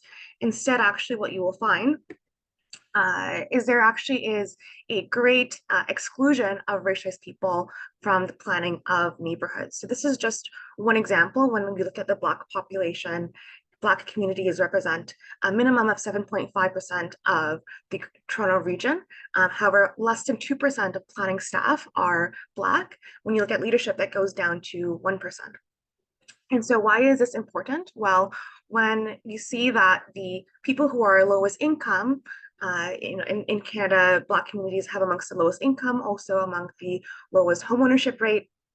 When these people are excluded from decision-making tables to decide how land is used, then the knowledge and the priority of addressing housing precarity is diminished, right? So, in Toronto, we're really fortunate to have in our city planning office, they've acknowledged that the typical person engaged in a community planning consultation has been a white male homeowner over the age of 55. And so when you don't have a personal interest in developing affordable housing, then you are not going to be actually committing to the different processes required to enable affordable housing to be developed. And so this is why we apply a human rights approach to planning. And so this is, again, founded within guidance from the United Nations. I'm really fortunate to have a lot of really great writing from that level, as well as in Canada, we have our National Housing Strategy, and in Ontario, we have our Ontario Human Rights Code and Commission. And so seeing that to really value the human dignity of all people means to shape the understanding of existing contexts through acknowledgement of historic discrimination, right? The fact that these folks that we've been talking about today were vulnerable has historic conditions, and in Canada this is very much the case where for example within Black communities they've had barriers to being able to access jobs. They weren't able to go to university because they were Black, not being given opportunity to buy property because they're Black. There are many different barriers, and I'll talk a little bit about some planning barriers that have existed. So human rights oriented planning is also about prioritizing building the economic well-being and sustainability of marginalized people to have their needs met. So what does success look like, right? Unfortunately, a lot of planning success has meant generating new housing, and that is the sole measure of success. But then when you ask, well, what about the marginalized people in these communities? Well, that's not our problem. Planning doesn't think about that. Well, it is actually a core responsibility of planning to think about and have regard for and put in place infrastructure to support the well-being of all people, especially those who are marginalized. So building social solidarity between socioeconomic classes is of course a key component of this, right? So it's about sharing resources so we can move quickly and achieve the adequate housing. And then oriented planning process towards ensuring barriers are removed so marginalized people have fair and adequate access to good housing, good jobs, and an adequate standard of living and cultural expression. So the problem of discrimination in planning can be understood in 3 different levels. So there's systemic discrimination. It's the lack of acknowledgement and power distributed to those desiring equitable conditions. So, you think about when you're engaging planners at various levels and you ask them about the importance of affordable housing, they might say that, well, you know, my scope doesn't include that, or I'm still learning about this. But then what steps are being taken to develop that knowledge or to bring in that knowledge. Also, there would be a lack of even collection of any knowledge, but then also the distribution of that knowledge. So there's a normalization that this displacement is a natural process that should be happening. And we have some examples of that. There's also indirect discrimination where the equitable conditions are more difficult to implement. So you're thinking about the fact that affordable housing is more difficult to build than expensive housing, where you can take, you know, in Toronto for the longest time, you can take a bungalow house and demolish it and turn it to a 2-story single-family home, but you couldn't demolish and turn it into a duplex or a triplex. And so that since that has been the foundation of how planning has regarded a majority of the residential neighborhoods in Toronto, and many cities also, over 2/3 of Toronto's residential neighborhoods are single detached housing only for decades, since the 1940s. Because of this, the economic conditions have made it so that it's very difficult to actually now generate affordable housing in these areas. And so direct discrimination is when you're specifying who's enabled access and who is not. And so in Canada, this is not something that you really see much of from the hands of planners, but I think some of the earlier presenters have given some examples of this.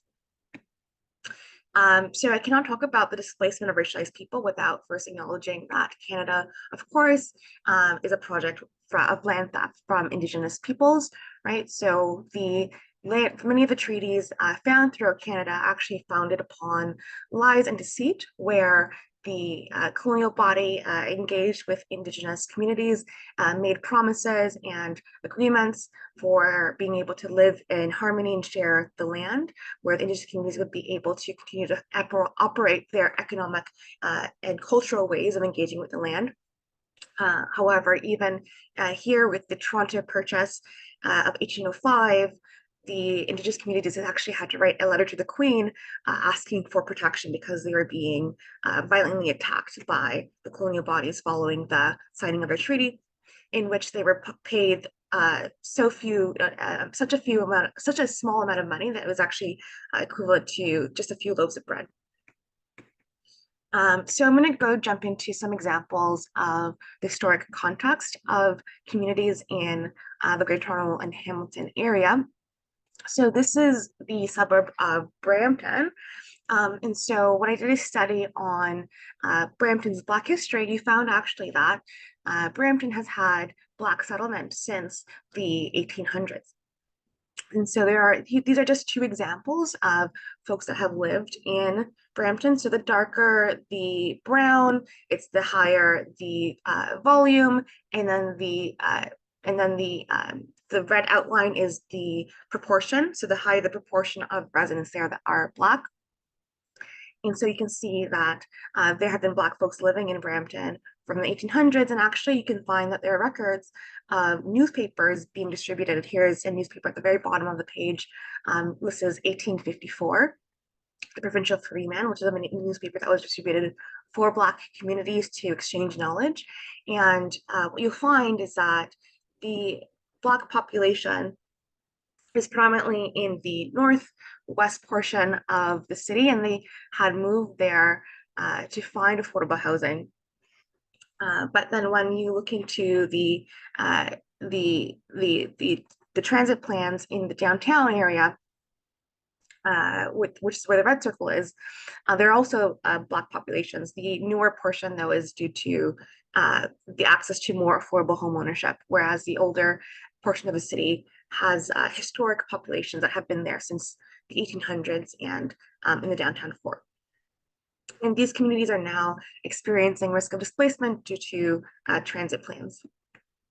So this is an example of Little Jamaica in Toronto. So this is a neighborhood that has been dubbed Little Jamaica since the mid-1900s.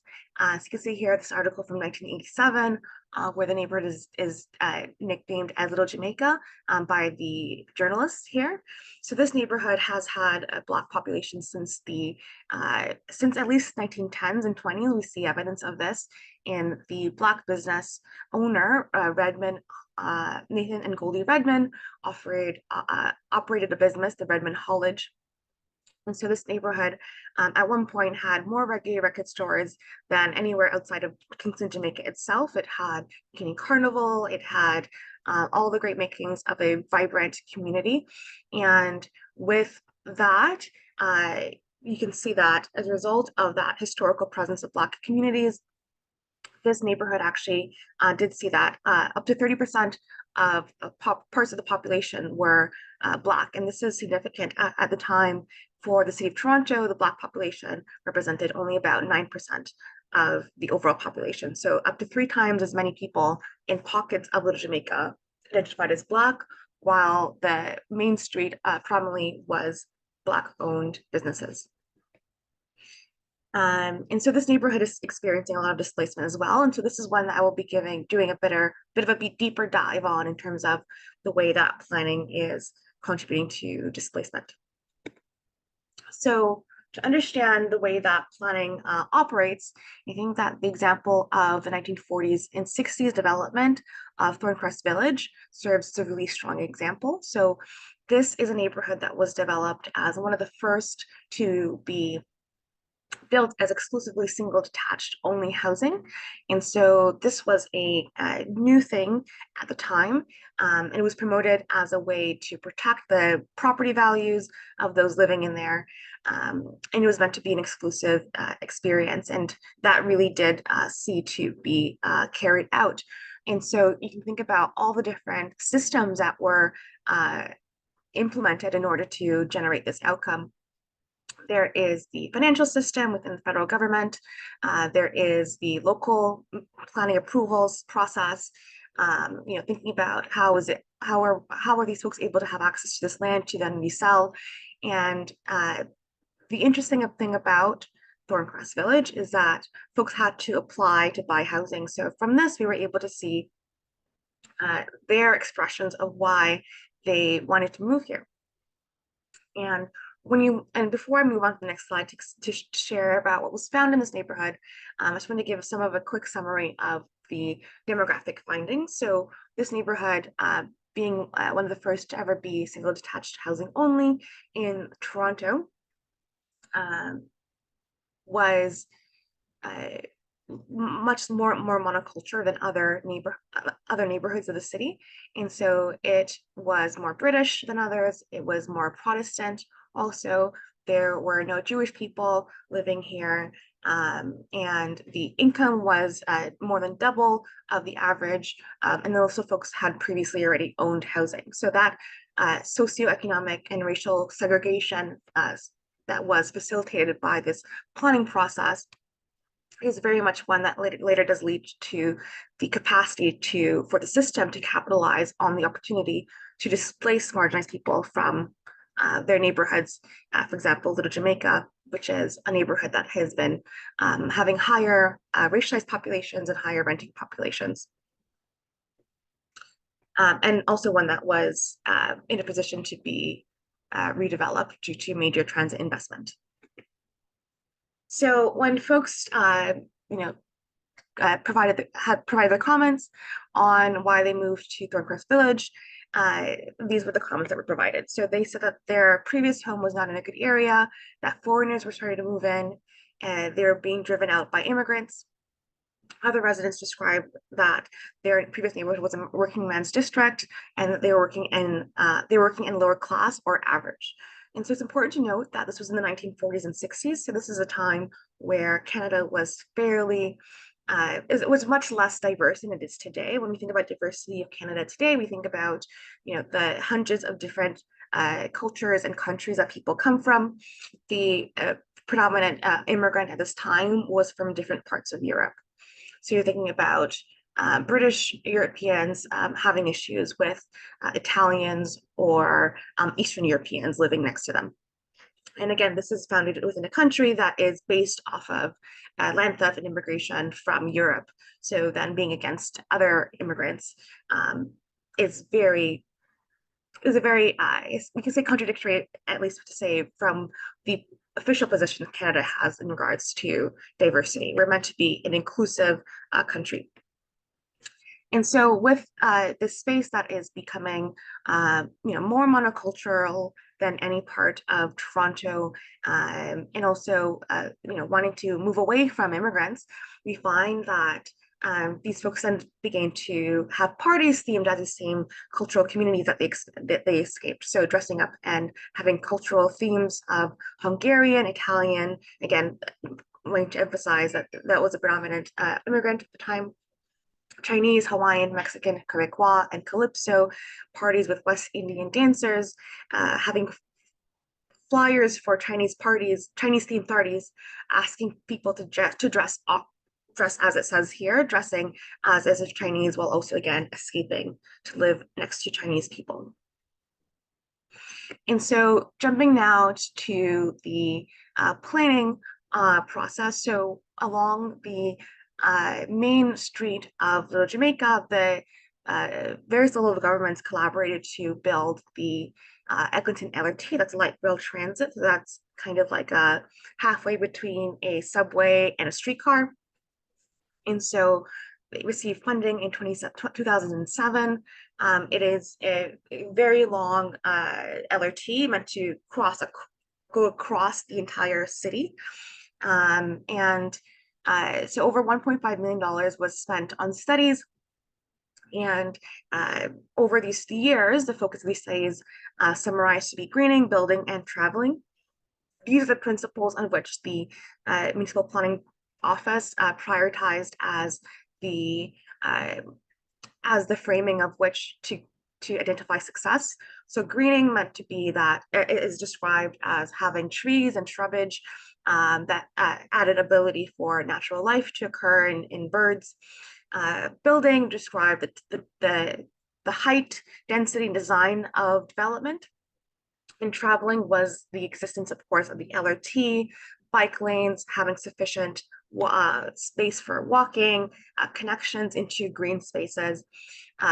Very absent from this report was acknowledgement around the racialization of the community, also the high number of renters in Toronto, as well as many other cities.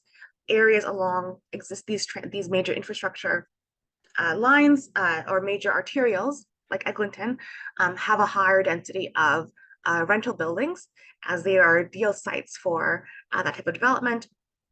And so the lack of priority around affordable housing has had very devastating impacts in terms of the displacement of communities. So just wanted to again reframe that, bring again to attention the fact that it's a neighborhood that has pockets where the Black population is up to 3 times higher than the citywide average. There is a vibrant and well-established and acknowledged Black, especially Caribbean culture in this neighborhood as well. And so while there's a lack of documentation within municipal reports on these matters, you can actually find quite a bit documented in other spaces. So one example is within Pride magazines. This is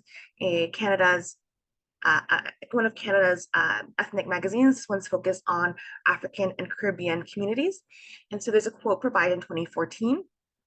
And this one states the experience of a resident looking at the posters going up about development and seeing that there was a lack of Black faces in that. And so was questioning whether or not he was meant to be able to stay in that neighborhood. And when you talk to communities, there's a general sense that while it's very clear that the existing neighborhoods are not really being meant to stay, and the intention is to bring in new residents and really to shift the neighborhood.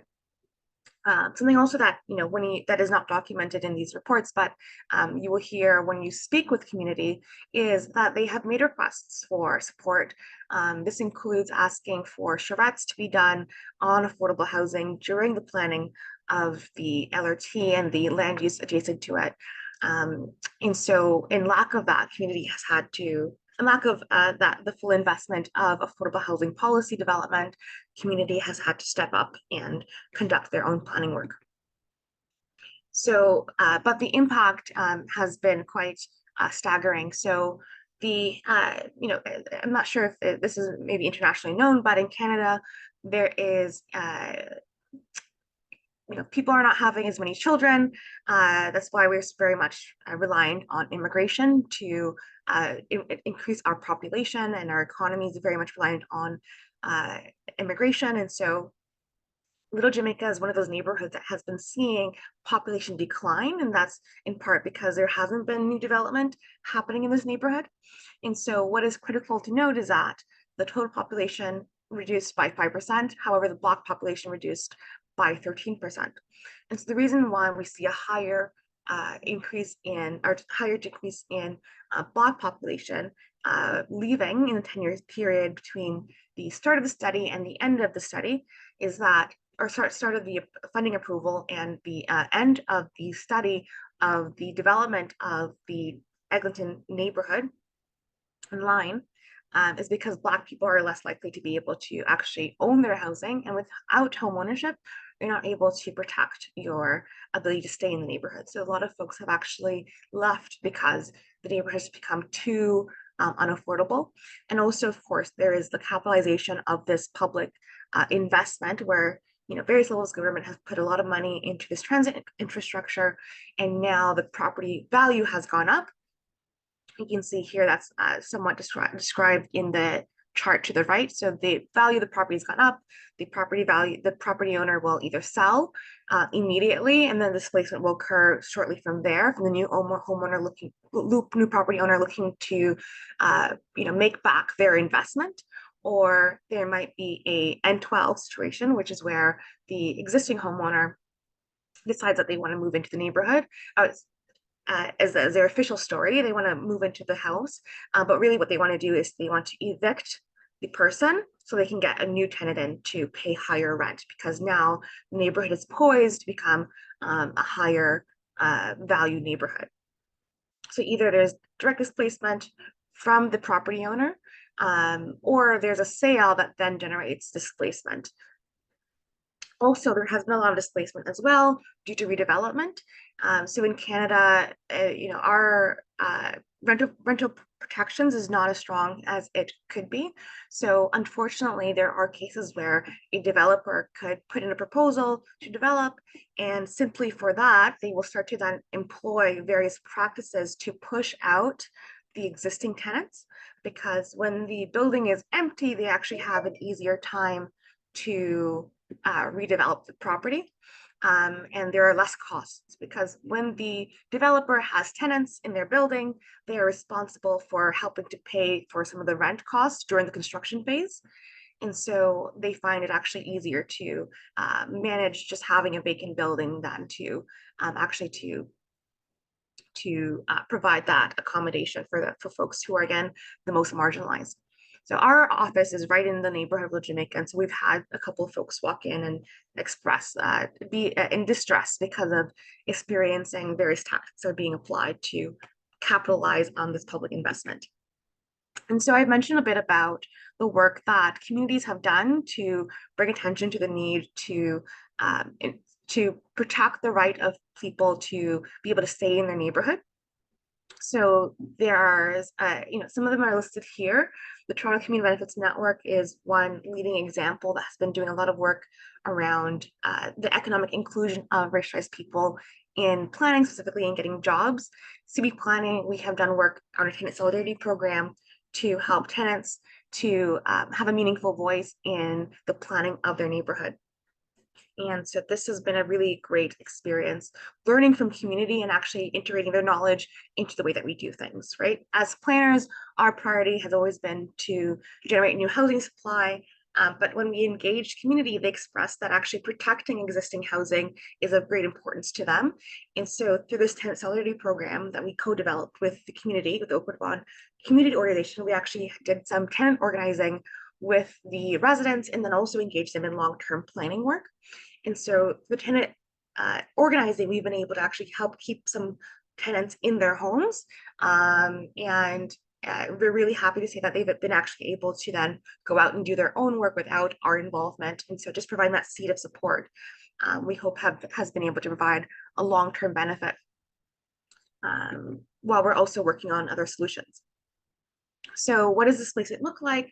Well, there's various engagements that happen from community in order to express their interests and their rights to stay in community. As mentioned with my examples of the resident speaking about the lack of Black businesses and Black faces on development and the ask for a charrette on affordable housing.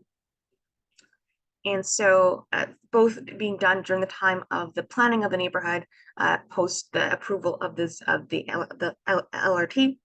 And so the community also organized around to receive support for inclusionary zoning. So this is a program which would require that development include affordable housing in order to be approved. So approval was scoped towards, does it include affordable housing, yes or no? Well, then if yes, then we will consider. If no, well, this is not compliant. This is just one example of a criteria that was set. Of course, other built form requirements would be required to be met, but nonetheless, the community pushed in, to be considered for inclusionary zoning. It is next to the transit lines. And so, however, so they were able to have success in having 2 motions from council for the city to look into supporting for this zoning to take place, where the affordable housing would be required as part of development. However, despite this work actually did not move forward. And so, so there is actually inclusionary zoning all around the neighborhood, except within the neighborhood. So this actually provides additional risk to the neighborhood, because now developers will may actually instead seek to develop in this neighborhood to escape having to have mandated affordable housing in their developments. And so the racial connection between this is communicated here, where you'll find that the areas of Toronto with high densities of Black residents are the same ones where there actually is a lower or no requirement for inclusionary zoning. So going back again to this, these are topics that communities have brought to attention and continue to bring to attention, and are not just seen in Toronto and Brampton, as mentioned, but are found throughout Canada. And here you can provide, I have some examples in Ontario. So this is Ottawa, where you find that along transit is where you have the highest, those circles are the transit stations. The darker the circle, the higher the density for development that's mandated by government. And so you'll find that there's higher ratios of renter households in those neighborhoods. This one, I believe this one is, what does this say? Oh, sorry, the previous one was, yeah, this is a close-up of Ottawa. And then this one is Toronto. So the compounding factors we're finding is that as Canada has become more racialized, there has been a massive drop-off in the investment in social housing. And this is partially because the decision makers, as I mentioned, right, the decision makers in Canada's planning are white communities, and those who have wealth and who are better represented within our governance of all levels of our government are more likely to be white homeowners. As they see that marginalized people become more racialized, their interest in developing social infrastructure to ensure that all people have their housing needs met declines. And so this has been found in Canada. We've also found this in the United States regarding disinvestment in social infrastructure due to Black communities being able to have access. We've seen this also in Europe with Brexit. And so in Canada, we're not immune to this as well.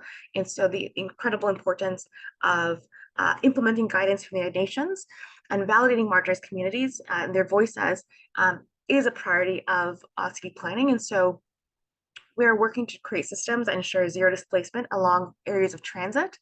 And so our current scope is Toronto, York, Peel, Hamilton, Kitchener-Waterloo, and Ottawa. Cities that have received major investment in transit. And yeah, I think that concludes the presentation. And so we're really very fortunate to be here to learn from all the other great speakers in the room as well. So thank you very much for the opportunity to present. Thank you so much, Cheryl. This is really great to learn about the work. Ken has already left us, unfortunately, and I just sent a note to Mena. I've got to run as well because I've got reviews happening at the university today. It would be great to have a little bit of time for discussion. Mena, are you able to hang tight and facilitate some discussion? Absolutely, I'm here for another. Oh, I also have to move in soon, but for another 15 to 20 minutes, yes. Well, let me say before I take off, I mean, a really great set of case studies that really covers resettlement and displacement from a variety of different perspectives. Alan, do you kind of preempting the discussion a little bit? Do you think that it would make sense to try to pull this work together and publish it? Yeah, I think it would be really interesting.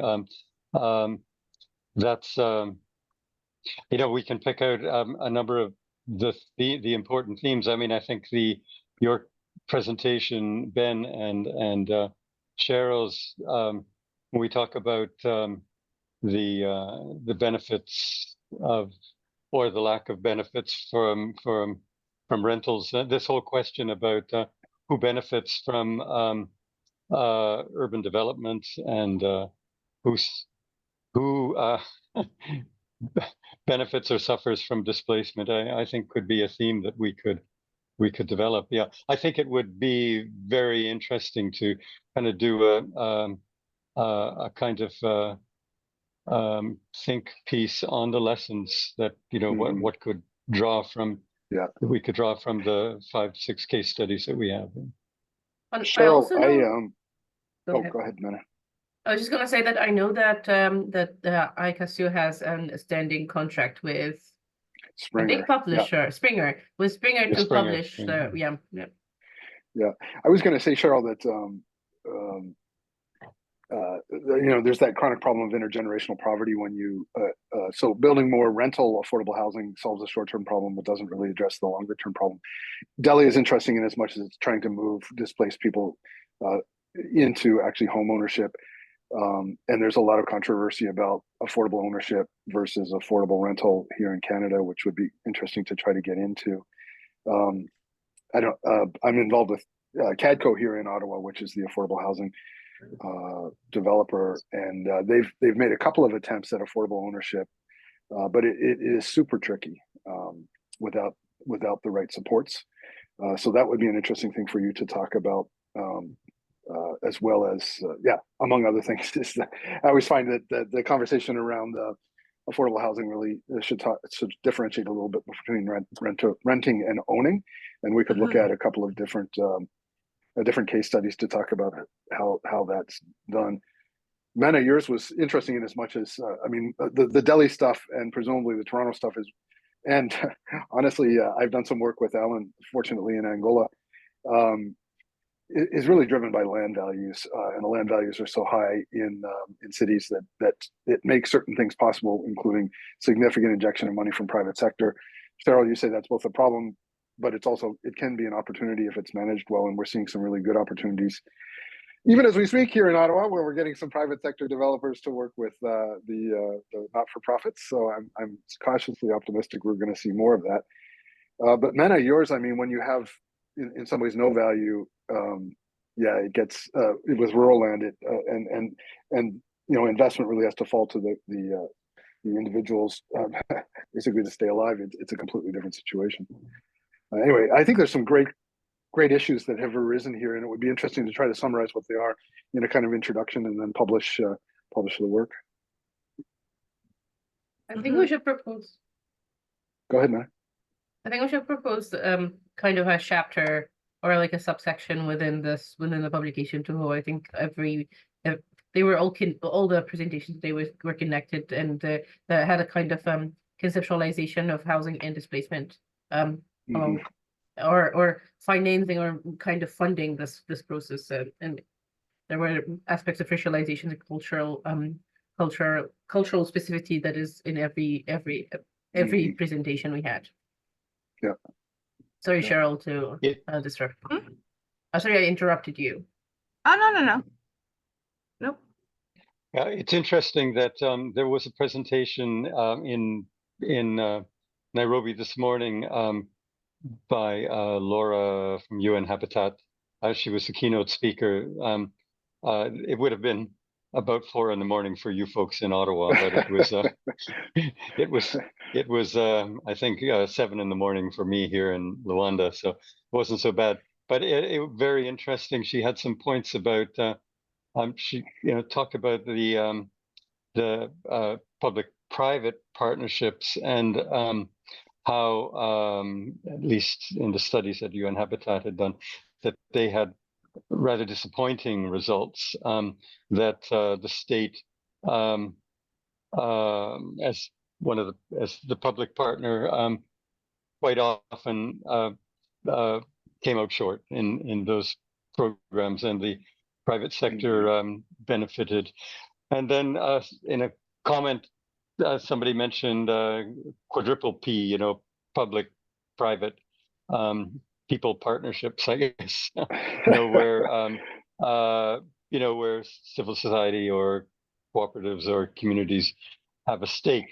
And UN Habitat has done we participated in a publication they did several years ago on the model, Ben, that you were presenting, land readjustment, basically where the people are granted tenure rights to their land, but are then almost immediately expropriated.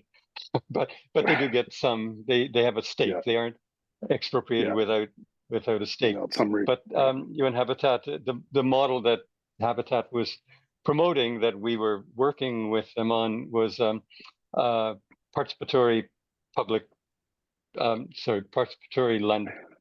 Participatory inclusive land readjustment, some phrase that they worked out.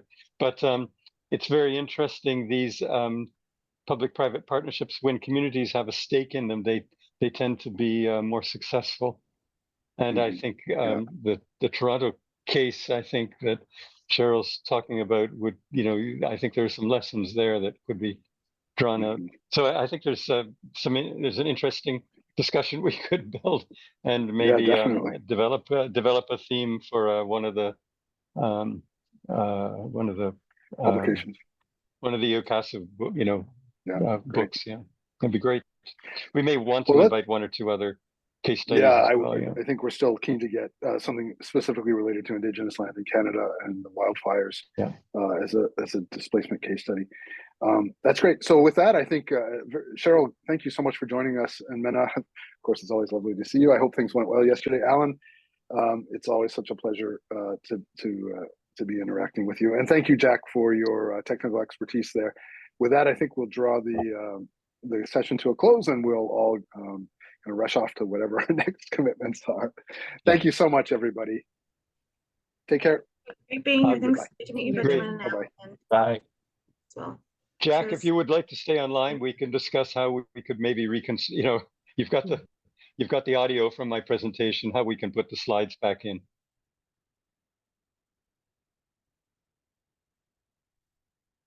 So Jack, you have a recording of the session, I assume. Yeah, I do. Okay, well, I could probably get one of my technicians here to add the slides back in that didn't change in the presentation. So yeah, so you have a technician that can edit the recording. Yeah, if we've got the voice recording, I can arrange for somebody to synchronize the slides with that. That may work. After this meeting, the recording will be saved to the Google, just the Zoom cloud, and I'll share to you. Is that okay? Okay, good. And I think I'll probably have to work with technician to get the slides or the images back realigned with the voice. But yeah. Good. Okay. Good.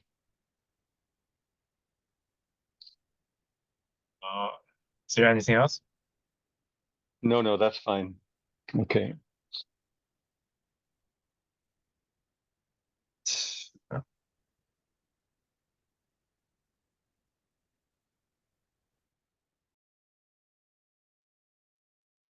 They are finished.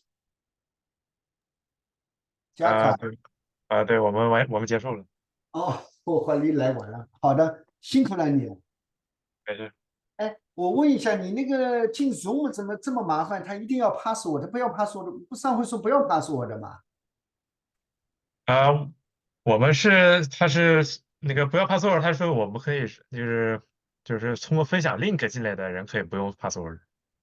哦，就是他这类登录，反正肯定要 password 是吧？对，因为当时设置的时候就是咱们所有的，就是不是为了防止就是闲杂人员进来嘛，就所有的房间都设 password 的。哦，那怎么办呢？这怎么告诉他们 password 呢？所以要么在网站上写一写，还是什么？你要给谁分享？我叫山木写一下，要不然我开始上来进不去啊。这个我这次不太，上一次2021年的时候好像不要 password，就直接就可以进。今年我记得好像设置了，我看一眼是哪。好的，哎，你拍了一些那个screenshot 了吧？我拍的跟你也差不多，我看了。哦，我也是赶紧，我这几个里面兜来兜去，不就我来拍这个？你明天那个主会场再拍一点，还有明天还有几个会场，明天少一个，今天是几个？3个加1个4个还是5个？今天是5个，明天是4个，可以的。你们跟那2个 volunteer 也说一声，尤其明天不是有那个award ceremony 嘛，要多放点那个 screen， 好吧？明天大概是都几点？明天他是中午12点吧？中午12点到1点的时候，这里不知道几点，这里应该是半夜里3、4点钟啊，4、5点钟啊。差8个小时，那应该是4点。这是1点的话是几点啊？这里啊？下午1点吗？他们是下午1点，对。下午1点的话就是咱们这凌晨5点。5点哦，好的，明天大概4、5点钟是发奖大会。可以的，哎，你再跟或者我没得跟他们2人说，因为他们2个就是 Karen 和达娜非常好，但是因为我们这个ICCCASU有个规定，就是一定要在第2个学期的人才能有资格评奖，你知道吧？所以说这个是他们是没有奖的。那么或者我写一个给他们，好吧？写个 email 给他们，跟他们打个招呼，然后叫他们明年就是下学期再一道来了。下个学期再继续做那个 volunteer。对。你设了吧？现在我设了。这明年是几个？5个啊？明年是5个。好的，这2个人真不错，包括你们都真很不错。不过第一天因为今天上来有点稍微乱七八糟，但是都是每次都是这样的。可以，明天可能好一点。我一晚上没睡。哦，你也是吧？我差不多，昨天好像只睡了3个小时，然后又起来了。你那个什么时候考试呢？我其实周3上午的时候刚考完，然后我下一次考是周日。哦，那还好。对，还好。还可以吗？是学习学的怎么样？学习学的还不错，这学期。好嘛，可以。那你在下个学期就结束了是吧？对的。然后怎么样了呢？又走了了。然后我应该去找工作，去找工作。找工作，你最好先做个 co-op 比较好一点。先做 co-op 有点太晚了。但是 co-op 比较容易找工作，一般你直接找很难找，进不去。你 co-op 就很容易进。反正到时候就说我这个 program 好像没有 co-op。有吗？有的吧。我是不是还继续申请？去你可以读个这里有个 master 的，好像有 co-op 的啊，那我还继续念硕士是吗？对的，好像有个 co-op，读 co-op 是非常容易找工作，不然你就是很难找。反正这个到时候开完会，我们再详细跟你谈谈。可以的，那么别的没什么了，就这样了，会全部那明天就是早上5点那个 award ceremony，我们还有其他需要参加的吗？有的呀，你明天还是要关心他们，他们意思是就是早晨8点半开始嘛，还是像今天一样的？你是不是管主会场的啊？不是，楼长Simon。占3嘛，那么就是这是一个，然后你明天是管哪个 section 啊？明天就没有吧？明天好像是 Navid 和 Kalen。哦，那么你总归要帮一下，你要 supervise 他们，对吧？好像达娜当初去睡觉了是吧？那个有个地方开不开了，你就找他。那不知道。啊，蛮好，那个 round table 还是蛮好的啊，这个 round table 他们讨论的质量了什么都蛮好的。啊，然后你有什么照片分享到那个WeChat 和那个WhatsApp group 啊？好吧。喂，Jack，啊，能听到吗？好吧，好的，好的，把你照片分享给我们，分享在网上。好的，好的，好的，你辛苦了，明天再见了。好的，明天见，啊，好，再见。拜拜，拜拜。